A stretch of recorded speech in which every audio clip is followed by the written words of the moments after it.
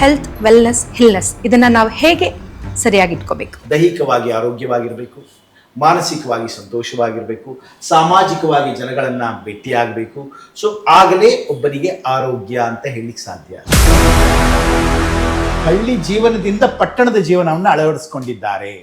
ಸೊಪ್ಪು ತರಕಾರಿ ಬಿಟ್ಟು ಪಿಜ್ಜಾ ಬರ್ಗರ್ ತಿಂತಿದ್ದಾರೆ, ನೀರು ಬಿಟ್ಟು ಕೋಕು ಲಿಮ್ಕಾ ಕುಡಿತಿದ್ದಾರೆ, ಸ್ಟ್ರೆಸ್ ಇಲ್ಲದೆ ಬಂದು ಸ್ಟ್ರೆಸ್ ತಗೊಂಡಿದ್ದಾರೆ, ಇಂಡಿಯನ್ ಟಾಯ್ಲೆಟ್ ಇಂದ ಬಂದು ವೆಸ್ಟರ್ನ್ ಟಾಯ್ಲೆಟ್ ನಲ್ಲಿ ಕೂತಾರೆ, ದೈಹಿಕ ಕೆಲಸ ಬಿಟ್ಟು ಕಂಪ್ಯೂಟರ್ ಕೆಲಸ ಮಾಡ್ತಾರೆ. ಸೊ ಇದೆಲ್ಲ ಆಗೋದ್ರಿಂದ ಜಠರದ ಪ್ರಾಬ್ಲಮ್ಸ್ ಬಹಳ ಬರ್ತದ, ಜಠರ ಮತ್ತು ಕರಳಿಂದು. ಅದಕ್ಕೆ ನಾವು ಇದನ್ನ Bangalore ಬಂಬ್ಸ್.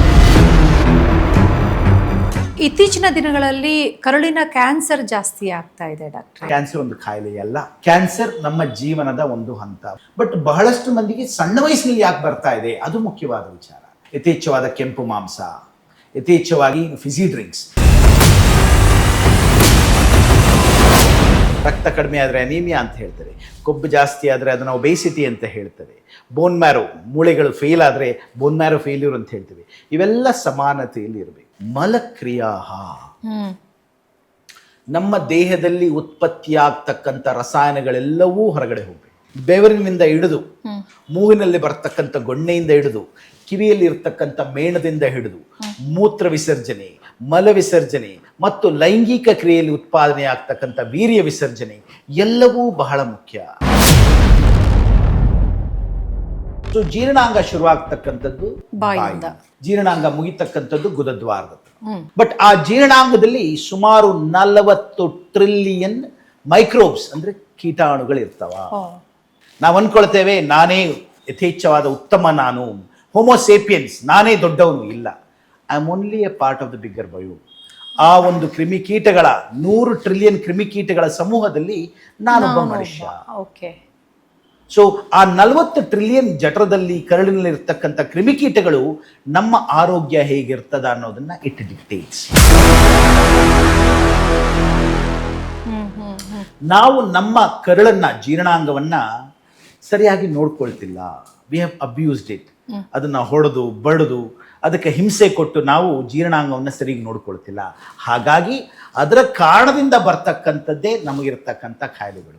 Fistula, fissure, haemorrhoid, bloating, constipation, leakage, IBS ಅಂತ ಏನು ಹೇಳ್ತೇವೆ, ಕರಳು ಬ್ಯಾನಿ ಅಂತ ಏನು ಹೇಳ್ತೇವೆ, ಪಾಲಿಪ್ಸ್ ಅಂತ ಏನು ಹೇಳ್ತೇವೆ, ಕ್ಯಾನ್ಸರ್ಸ್ ಅಂತ ಏನು ಹೇಳ್ತೇವೆ, ಇದೆಲ್ಲವೂ ಬರತಕ್ಕಂಥದ್ದು ನಮ್ಮ ಜೀರ್ಣಾಂಗದ ಆರೋಗ್ಯ ಸರಿಯಾಗಿ ಇಲ್ಲದೇ ಇದ್ದಾಗ.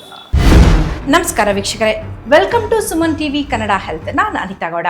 ವೀಕ್ಷಕರೇ, ಇವತ್ತಿನ ದಿನದಲ್ಲಿ ನಮ್ಮ ಜೀವನ ಶೈಲಿ, ಆಹಾರ ಪದ್ಧತಿ ಎಲ್ಲ ಒಂದು ವಿಚಾರಗಳಿಂದ ನಾವು ಇವತ್ತು ನಮ್ಮ ಹೊಟ್ಟೆ ಮತ್ತು ಕರಳನ್ನು ಹಾಳು ಮಾಡಿಕೊಡ್ತಾ ಇದ್ದೀವಿ. ಜೀರ್ಣಾಂಗ ವ್ಯೂಹದ ಮೇಲೆ ಸಾಕಷ್ಟು ಅಡ್ಡ ಪರಿಣಾಮಗಳು ಬೀರ್ತಾ ಇದೆ. ಈ ಒಂದು ಜೀರ್ಣಾಂಗ ವ್ಯೂಹದ ಮೇಲೆ ಅಡ್ಡ ಪರಿಣಾಮಗಳು ಬೀರಿದಂಥ ಸಂದರ್ಭದಲ್ಲಿ ಏನೆಲ್ಲ ಒಂದು ತೊಂದರೆಗಳಾಗುತ್ತೆ ಅನ್ನೋದ್ರ ಬಗ್ಗೆ ನಮಗೆ ಸಮಗ್ರವಾಗಿ ತಿಳುವಳಿಕೆಯನ್ನು ನೀಡಲಿಕ್ಕೆ ನಮ್ಮ ಜೊತೆಗಿರ್ತಾರೆ ಕೋಲರೆಕ್ಟಲ್ ಸರ್ಜನ್ ಆದಂಥ ಡಾಕ್ಟರ್ ನರಸಿಂಹಯ್ಯ ಶ್ರೀನಿವಾಸಯ್ಯ. ಬನ್ನಿ ಅವನ ಕಾರ್ಯಕ್ರಮಕ್ಕೆ ಸ್ವಾಗತಿಸೋಣ. ನಮಸ್ಕಾರ ಡಾಕ್ಟರ್, ಕಾರ್ಯಕ್ರಮಕ್ಕೆ. ನಮಸ್ತೆ ಅನಿತಾ ಅವರೇ. ಡಾಕ್ಟರ್, ಹೇಗಿದ್ದೀರಿ? ಬಹಳ ಚೆನ್ನಾಗಿದ್ದೇನೆ ಡಾಕ್ಟ್ರೇ. ನಿಮ್ಮ ಪರಿಚಯ, ಹಾಗೆಯೇ ಈ ಒಂದು ಕೊಲರೆಕ್ಟಲ್ ಈ ಒಂದು ಶಸ್ತ್ರಚಿಕಿತ್ಸೆಯನ್ನು ನೀವು ಆಯ್ಕೆ ಮಾಡಿಕೊಳ್ಳಿಕ್ಕೆ ಕಾರಣ ಏನು, ಇದರ ಒಂದು ಎಕ್ಸ್ಪೀರಿಯನ್ಸ್ನ ನಮ್ಮ ವೀಕ್ಷಕರಿಗೆ ತಿಳಿಸ್ಕೊಡೋದಾದರೆ. ನಮಸ್ಕಾರ ವೀಕ್ಷಕರೇ. ವೈದ್ಯನಾಗತಕ್ಕಂಥದ್ದು ಬಹಳ ಹೆಮ್ಮೆಯ ಒಂದು ವಿಚಾರ. ಸೇವೆಯ ಒಂದು ಬುನಾದಿ ಈ ವೈದ್ಯ ವೃತ್ತಿ. ನಾನು ವೈದ್ಯನಾಗಲಿಕ್ಕೆ ಮುಂಚೆ ವ್ಯವಸಾಯದ ಬಗ್ಗೆ ಬಹಳ ಕಾಳಜಿ ವಹಿಸ್ತಕ್ಕಂಥವನು. ನಾನು ರೈತ ಕುಟುಂಬದವನು.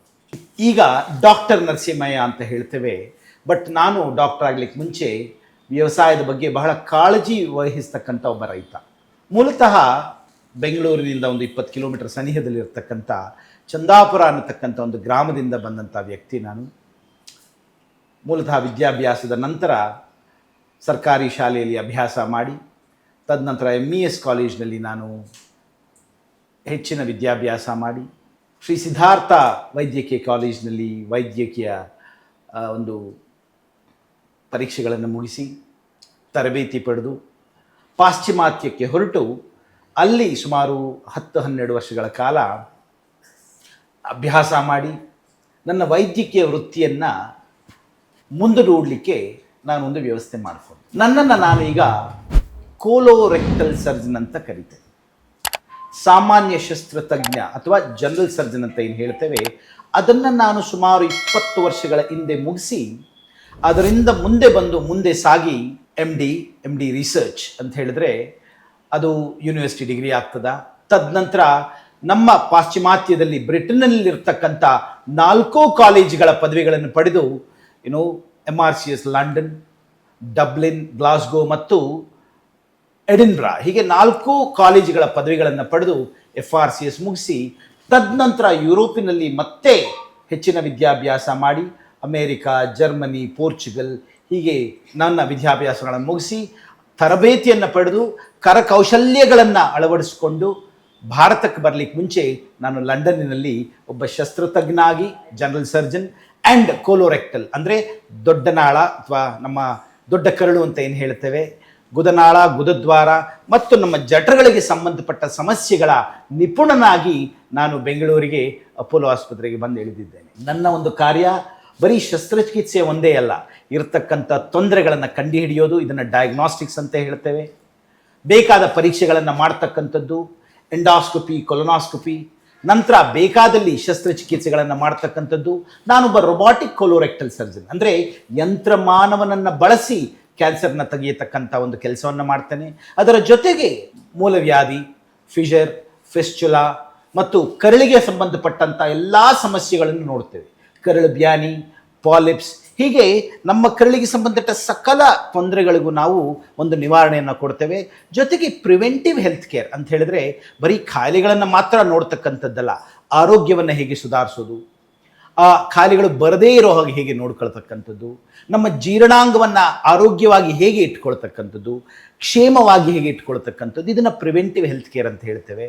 ಮತ್ತು ಲಾಂಜಿವಿಟಿ, ಒಬ್ಬ ಮನುಷ್ಯ ಜೀವಾವಧಿಯನ್ನು ಹೇಗೆ ಹೆಚ್ಚಿಗೆ ಮಾಡ್ಕೋಬಹುದು, ಇವೆಲ್ಲದರ ಒಂದು ವಿಚಾರವನ್ನು ತಿಳ್ಕೊಂಡು ಅದನ್ನು ನಮ್ಮ ಸಮಾಜಕ್ಕೆ, ನಮ್ಮ ಜನಸಾಮಾನ್ಯರಿಗೆ ಸಲ್ಲಿಸ್ತಕ್ಕಂಥ ಸೇವೆಯನ್ನು ನಾನು ಮಾಡ್ತಿದ್ದೇನೆ. ಖಂಡಿತ ಡಾಕ್ಟ್ರೆ, ಇವತ್ತೆಲ್ಲ ವಿಚಾರಗಳನ್ನು ಸಹ ನಮ್ಮ ವೀಕ್ಷಕರಿಗೂ ಸಹ ನಾವು ತಿಳಿಸ್ಕೊಡುವಂಥ ಪ್ರಯತ್ನವನ್ನು ಇವತ್ತು ನಾವು ಈ ಕಾರ್ಯಕ್ರಮದಲ್ಲಿ ಮಾಡೋಣ. ಡಾಕ್ಟ್ರೆ, ನಿಮ್ಮ ಪ್ರಕಾರ ಹೆಲ್ತ್, ವೆಲ್ನೆಸ್, ಹಿಲ್ನೆಸ್ ಇದನ್ನು ನಾವು ಹೇಗೆ ಸರಿಯಾಗಿ ಇಟ್ಕೋಬೇಕು? ಇದು ಪ್ರಶ್ನೆ 3 ಪದಗಳದ್ದು ಅಷ್ಟೇ, ಬಟ್ ಅದರ ಒಂದು ಅರ್ಥ ಬಹಳ ಗಾಢವಾಗಿರ್ತದ. ಒಂದು ಸಮುದ್ರದ ಆಳದಷ್ಟು, ಒಂದು ಸಮುದ್ರದ ಅಗಲದಷ್ಟು ಈ ಆರೋಗ್ಯದ ಒಂದು ಅರ್ಥ ಇರ್ತದೆ. ಈಗ ಹೆಲ್ತ್ ಅಂತ ಹೇಳಿದ್ವಿ ನಾವು, ಆರೋಗ್ಯ ಅಂದ್ರೇನು? ಇದನ್ನು ನಮ್ಮ ಸಾಮಾಜಿಕ ವೈಜ್ಞಾನಿಗಳು ಅಂದರೆ ಸೋಷಿಯಲ್ ಸೈಂಟಿಸ್ಟ್ ಬಹಳ ಅಧ್ಯಯನ ಮಾಡಿರ್ತಾರೆ. ಸಿಗ್ಮಂಡ್ ಫ್ರಾಯ್ಡ್ ಅಂತಕ್ಕವನು ಒಬ್ಬ ಸಾಮಾಜಿಕ ವಿಜ್ಞಾನಿ, is a social scientist, a psychology social scientist. ಸುಮಾರು 3 ದಶಕಗಳ ಕಾಲ ಅದನ್ನು ತಾನು ಅಧ್ಯಯನ ಮಾಡ್ದ. He studied for 3 decades what is health, ಆರೋಗ್ಯ ಅನ್ನತಕ್ಕಂಥ ಒಂದು ಪದವನ್ನು 3 ದಶಕಗಳ ಅಧ್ಯಯನದ ನಂತರ ಹೇಳ್ತಾನೆ, it is a balance between the physical fitness, ದೈಹಿಕ, ಮಾನಸಿಕ ಮತ್ತು ಸಾಮಾಜಿಕ ಸಮಾನತೆ ಇರಬೇಕು. ದೈಹಿಕವಾಗಿ ಆರೋಗ್ಯವಾಗಿರಬೇಕು, ಮಾನಸಿಕವಾಗಿ ಸಂತೋಷವಾಗಿರಬೇಕು, ಸಾಮಾಜಿಕವಾಗಿ ಜನಗಳನ್ನು ಭೇಟಿಯಾಗಬೇಕು. ಸೊ ಆಗಲೇ ಒಬ್ಬನಿಗೆ ಆರೋಗ್ಯ ಅಂತ ಹೇಳಲಿಕ್ಕೆ ಸಾಧ್ಯ. ಸೊ ಇದನ್ನು ನಮ್ಮ ವಿಶ್ವ ಆರೋಗ್ಯ ಸಂಸ್ಥೆಯವರು, ವರ್ಲ್ಡ್ ಹೆಲ್ತ್ ಆರ್ಗನೈಸೇಷನ್ ಅಳವಡಿಸಿಕೊಂಡು ಹೇಳ್ತಾರೆ, health is being physically fit, mentally sound and psychosocially active in the absence of a disease ಅಂತ ಹೇಳ್ತಾರೆ. ಅಂದರೆ ಕಾಯಿಲೆ ಇಲ್ಲದೆ ಪಕ್ಷದಲ್ಲಿ ಇದೆಲ್ಲ ಇದ್ದರೆ ಮಾತ್ರ ಆರೋಗ್ಯ ಅಂತ. This is health. ನಾವು ಆರೋಗ್ಯನ ರೋಗ ಅನ್ಕೊಂಡ್ಬಿಟ್ಟಿದ್ದೀವಿ. ಕರೆಕ್ಟ್. ಸೊ ಈ ಆರೋಗ್ಯದಿಂದ let us move on to wellness. ಅದಕ್ಕೆ ಮುಂಚೆ ನಮ್ಮದೇ ಆದ ಸಂಸ್ಕೃತದಲ್ಲಿ ಈ ಆರೋಗ್ಯಕ್ಕೆ ಬಹಳ ಗಾಢವಾದ ಒಂದು ಅರ್ಥವನ್ನು ಕೊಟ್ಟಿದ್ದಾರೆ. ಆರೋಗ್ಯವನ್ನು ನಮ್ಮ ಸಂಸ್ಕೃತದಲ್ಲಿ ಹೇಳ್ತಾರೆ, ಸಮಾದೋಷ, ಸಮಾ ಅಗ್ನಿ, ಸಮಾಧಾತು ಮಲ ಕ್ರಿಯಾ, ಪ್ರಸನ್ನ ಆತ್ಮ ಇಂದ್ರಿಯ ಮನ. ಎಷ್ಟು ಗಾಢವಾಗಿದೆ. ಇದನ್ನ ಅರ್ಥೈಸಿದರೆ ಸಮಾದೋಷ, ವಾತ ಪೀತ ಕಫಗಳನ್ನು ಸಮಾನತ್ವದಲ್ಲಿ ಇಡ್ತಕ್ಕಂಥದ್ದು ಬಹಳ ಮುಖ್ಯ. ಒಬೇಸಿಟಿ, ಮ್ಯಾಲ್ನ್ಯೂಟ್ರಿಷನ್, ಮತ್ತು ಅದನ್ನು ನಾವು ಸಮಾನತೆಯಲ್ಲಿ ಇಡಬೇಕಾಗ್ತದೆ. ಸಮಾ ಅಗ್ನಿ ಅಂದರೆ ನಮ್ಮ ದೇಹದಲ್ಲಿ ಇರತಕ್ಕಂಥ ಅಗ್ನಿಗಳು, ಫೈರ್, ಶೀತ, ಉಷ್ಣ, ಕೋಪ, ತಾಳ್ಮೆ, ಇವೆಲ್ಲವನ್ನ ಸಮಾನದಲ್ಲಿ ಇಡ್ತಕ್ಕಂಥದ್ದು ಬಹಳ ಮುಖ್ಯ. ಸಮಾ ಅಗ್ನಿ. ಸಮಾಧಾತು, ನಮ್ಮ ದೇಹದಲ್ಲಿರ್ತಕ್ಕಂಥ ವಿವಿಧ ಅಂಗಾಂಗಗಳು, ವಿವಿಧ ವಿಚಾರಗಳು, ಧಾತುಗಳು ಅಂತ ಹೇಳ್ತೇವೆ, ಕಾಂಪೋನೆಂಟ್ಸ್. ಅದರಲ್ಲಿರ್ತಕ್ಕಂಥದ್ದು ಮೂಳೆ, ಚರ್ಮ, ಮಾಂಸಖಂಡಗಳು, ಕೊಬ್ಬಿನಾಂಶ, ರಕ್ತ, ಹೀಗೆ ಸುಮಾರು ಧಾತುಗಳನ್ನು ನಮ್ಮ ಆಯುರ್ವೇದದವರು ಹೇಳಿದ್ದಾರೆ. ಆ ಧಾತುಗಳಲ್ಲಿ ವ್ಯತ್ಯಾಸ ಬಂದಲ್ಲಿ ನಮಗೆ ಖಾಯಿಲೆ ಬರ್ತದೆ. ರಕ್ತ ಕಡಿಮೆ ಆದರೆ ಅನೀಮಿಯಾ ಅಂತ ಹೇಳ್ತೇವೆ, ಕೊಬ್ಬು ಜಾಸ್ತಿ ಆದರೆ ಅದನ್ನು ಒಬೇಸಿಟಿ ಅಂತ ಹೇಳ್ತೇವೆ, ಬೋನ್ ಮ್ಯಾರೋ ಮೂಳೆಗಳು ಫೇಲ್ ಆದರೆ ಬೋನ್ ಮ್ಯಾರೋ ಫೇಲ್ಯೂರ್ ಅಂತ ಹೇಳ್ತೇವೆ. ಇವೆಲ್ಲ ಸಮಾನತೆಯಲ್ಲಿ ಇರಬೇಕು. ಜೊತೆಗೆ ಬಹಳ ಮುಖ್ಯವಾದದ್ದು ಮಲಕ್ರಿಯಾ. ನಮ್ಮ ದೇಹದಲ್ಲಿ ಉತ್ಪತ್ತಿಯಾಗ್ತಕ್ಕಂಥ ರಸಾಯನಗಳೆಲ್ಲವೂ ಹೊರಗಡೆ ಹೋಗಬೇಕು. ಬೆವರಿನಿಂದ ಹಿಡಿದು, ಮೂಗಿನಲ್ಲಿ ಬರ್ತಕ್ಕಂಥ ಗೊಣ್ಣೆಯಿಂದ ಹಿಡಿದು, ಕಿವಿಯಲ್ಲಿ ಇರ್ತಕ್ಕಂಥ ಮೇಣದಿಂದ ಹಿಡಿದು, ಮೂತ್ರ ವಿಸರ್ಜನೆ, ಮಲ ವಿಸರ್ಜನೆ ಮತ್ತು ಲೈಂಗಿಕ ಕ್ರಿಯೆಯಲ್ಲಿ ಉತ್ಪಾದನೆ ಆಗ್ತಕ್ಕಂಥ ವೀರ್ಯ ವಿಸರ್ಜನೆ ಎಲ್ಲವೂ ಬಹಳ ಮುಖ್ಯ. ಮಲಕ್ರಿಯಾ ಪ್ರಸನ್ನ ಆತ್ಮ ಇಂದ್ರಿಯ ಮನ. ಹಾಗಂದ್ರೆ ಆಗಲೇ we are happy by the body, the mind and the soul.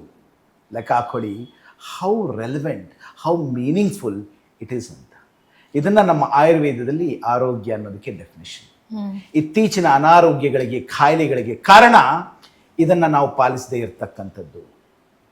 ನಮ್ಮ ದೋಷಗಳೇನಾರು ಏರುಪೇರಾದಲ್ಲಿ, ಧಾತುಗಳು ಏರುಪೇರಾದಲ್ಲಿ, ಅಗ್ನಿ ಏರುಪೇರಾದಲ್ಲಿ, ಮಲ ವಿಸರ್ಜನೆಯಲ್ಲಿ ಏರುಪೇರಾದಲ್ಲಿ, ಯಾವುದೇ ಮಲಕ್ರಿಯಾದಲ್ಲಿ ಏರುಪೇರಾದಲ್ಲಿ ಬರ್ತಕ್ಕಂಥದ್ದೇ ಅನಾರೋಗ್ಯ.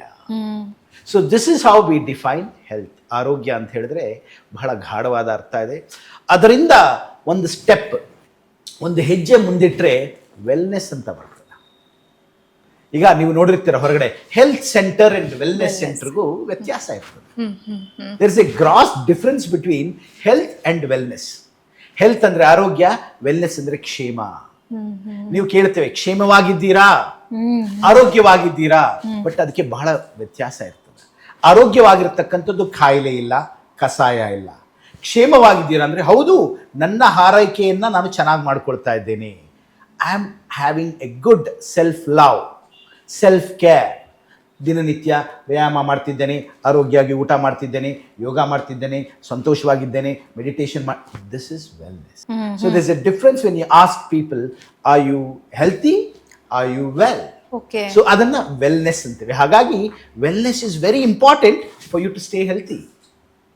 If you are not well, you won't become healthy. ಇವೆರಡು ಒಂದೇ ನಾಣ್ಯದ ಎರಡು ಮುಖಗಳು. ಎರಡು ಸರಿಯಾಗಿದ್ರೆ ಆರೋಗ್ಯವಾಗಿರ್ತೀವಿ. That is good. ಅದು ಹೌದು. ಆರೋಗ್ಯವನ್ನ ನಾವು ಚೆನ್ನಾಗಿಟ್ಕೊಳ್ಳಿಕ್ಕೆ you have to keep your wellness in time. ಇವೆರಡನ್ನ ನಾವು ಅದಲು ಬದಲು ಮಾಡಿದ್ರೆ, ಅಥವಾ ಇವೆರಡನ್ನ ನಾವು ದಾರಿ ತಪ್ಪಿದ್ರೆ, ಹಳಿ ತಪ್ಪಿದ್ರೆ, will land up with illness, ಅನಾರೋಗ್ಯ, ಕಾಯಿಲೆ. ಈಗ ನೋಡಿ, ನಮ್ಮಲ್ಲಿ ಇರ್ತಕ್ಕಂಥ ಸಕಲ ಕಾಯಿಲೆಗಳಿಗೆ ಕಾರಣ ಜೀವನ ಶೈಲಿ, ಲೈಫ್ ಸ್ಟೈಲ್. ಹಾಗಾಗಿ 60% of all the diseases we see are because of non-communicable diseases. ಸಾಂಕ್ರಾಮಿಕವಾಗದೇ ಇರತಕ್ಕಂಥ ರೋಗಗಳು. ನಮಗೀಗ ಪ್ಲೇಗ್ ಇಲ್ಲ, ಲೆಪ್ರಸಿ ಇಲ್ಲ, TB ಬಹಳ ಇಲ್ಲ. ನಮಗೀಗಿರ್ತಕ್ಕಂಥ ತೊಂದರೆಗಳು ಡಯಾಬಿಟೀಸ್, ಒಬೇಸಿಟಿ ಅಂದರೆ ಮಧುಮೇಹ, ದೇಹದಲ್ಲಿ ಒತ್ತಡ ಜಾಸ್ತಿ ಇರ್ತಕ್ಕಂಥದ್ದು, ರಕ್ತದ ಒತ್ತಡ, ದೇಹದಲ್ಲಿ ಚರ್ಬಿ ಜಾಸ್ತಿ ಇರ್ತಕ್ಕಂಥದ್ದು, ಮತ್ತು ಸ್ಟ್ರೋಕ್, ಹಾರ್ಟ್ ಅಟ್ಯಾಕು ಮತ್ತು ಕ್ಯಾನ್ಸರ್ಗಳು. ಇವೇ ಸಿಕ್ಕಾಪಟ್ಟೆ ನಮ್ಮನ್ನು ಕಾಡ್ತಿರ್ತಕ್ಕಂಥದ್ದು. ಇವೆಲ್ಲದಕ್ಕೂ ಕಾರಣ ಜೀವನ ಶೈಲಿ. So if you are not fit and well and healthy, you land up with these problems. So ಹಾಗಾಗಿ ಈ ಮೂರು ಪಂಗಡಗಳನ್ನು ವಿಭಜನೆ ಮಾಡ್ತಕ್ಕಂಥದ್ದು ಬಹಳ ಮುಖ್ಯ. A good health and wellness leads on to good health and wellness. If not, you land up being ill. ಕಾಯಿಲೆಗಳು ಬರಲಿಕ್ಕೆ ಇದೇ ಕಾರಣ. ನಿಮ್ಮ ವಿಶ್ಲೇಷಣೆಯನ್ನು ನಾವು ಕೇಳ್ತಾ ಇರೋಂಥ ಸಂದರ್ಭದಲ್ಲಿ ನಮಗೆ ಯಾಕೆ ವೈದ್ಯೋ ನಾರಾಯಣ ಅಂತ ಹೇಳ್ತಾರೆ ಅಂತ ಹೇಳಿದ್ರೆ ಈಗ ಸಿಕ್ತು ಡಾಕ್ಟರ್. ಓಕೆ ಡಾಕ್ಟ್ರೆ, ಇವಾಗ ನಾವು ನೇರವಾಗಿ ಸಮಸ್ಯೆಗಳಿಗೆ, ತೊಂದರೆಗಳಿಗೆ ಬಂದುಬಿಡೋಣ. ಈಗ ಕೋಲಾನ್ ಮತ್ತು ರೆಕ್ಟಾಲ್ ತೊಂದರೆಗಳು ಅಂತ ಹೇಳ್ತಾರಲ್ಲ, ಇವತ್ತು ಪ್ರತಿಯೊಬ್ಬರಿಗೂ ಸಹ ನನ್ನ ಗಟ್ ಹೆಲ್ತ್ ಸರಿ ಇಲ್ಲ, ನನ್ನ ಗಟ್ ಹೆಲ್ತ್ ಸರಿ ಇಲ್ಲ, ನನಗೆ ಬೆಳಗ್ಗೆ ಮೋಷನ್ಸ್ ಹೋಗಬೇಕಾದ್ರೆ ತುಂಬ ತೊಂದರೆ ಆಗುತ್ತೆ, ಈ ರೀತಿಯ ಒಂದು ಪ್ರಶ್ನೆಗಳು ಸರ್ವೇ ಸಾಮಾನ್ಯ ಆಗಿಬಿಟ್ಟಿದೆ, ತೊಂದರೆಗಳು ಸರ್ವೇ ಸಾಮಾನ್ಯ ಆಗಿಬಿಟ್ಟಿದೆ. ಇದು ಯಾಕೆ ಹೀಗಾಗುತ್ತೆ? ಅನಿತಾ, ಬಹಳ ಮುಖ್ಯವಾದ ಒಂದು ವಿಚಾರವನ್ನು ನೀವು ಕೇಳ್ತಾ ಇದ್ದೀರಾ. ಜೀರ್ಣಾಂಗ ನೋಡಿ, ಮಾನವ ದೇಹ ಬಹಳ ಅದ್ಭುತವಾದ ಪ್ರಕೃತಿಯ ಒಂದು ಸೃಷ್ಟಿ. It's the most finest creation the mankind has known. ಒಬ್ರು ಬೆಳ್ಳಗಿರ್ಬೋದು, ಕಪ್ಪಗಿರ್ಬೋದು, ಕುಳ್ಳಗಿರ್ಬೋದು, that is a different thing. ನಮ್ಮ ಒಂದು ರಚನೆ, ದ ಆರ್ಗನೈಸೇಷನ್ ಇಸ್ ಫಿನಾಮಿನಲ್. ಕಣ್ಣು, ಮೂಗು, ನೋಡ್ತಕ್ಕಂಥದ್ದು, ಸಂತೋಷ ಪಡ್ತಕ್ಕಂಥದ್ದು. ಸೊ ಹಾಗೆ ನಮ್ಮ ಮಾನವ ದೇಹದಲ್ಲಿ ಬಹಳಷ್ಟು ಅಂಗಗಳಿರ್ತಾವೆ. ಜೀರ್ಣಾಂಗ, ಮೂತ್ರಪಿಂಡಗಳ ಮೂತ್ರಾಂಗ, ಮತ್ತು ಶ್ವಾಸಕೋಶಗಳ ಶ್ವಾಸಾಂಗ, ಹೀಗೆ ಜೀರ್ಣಾಂಗದ ಬಗ್ಗೆ ನೀವು ಕೇಳ್ತಾ ಇದ್ದೀರ.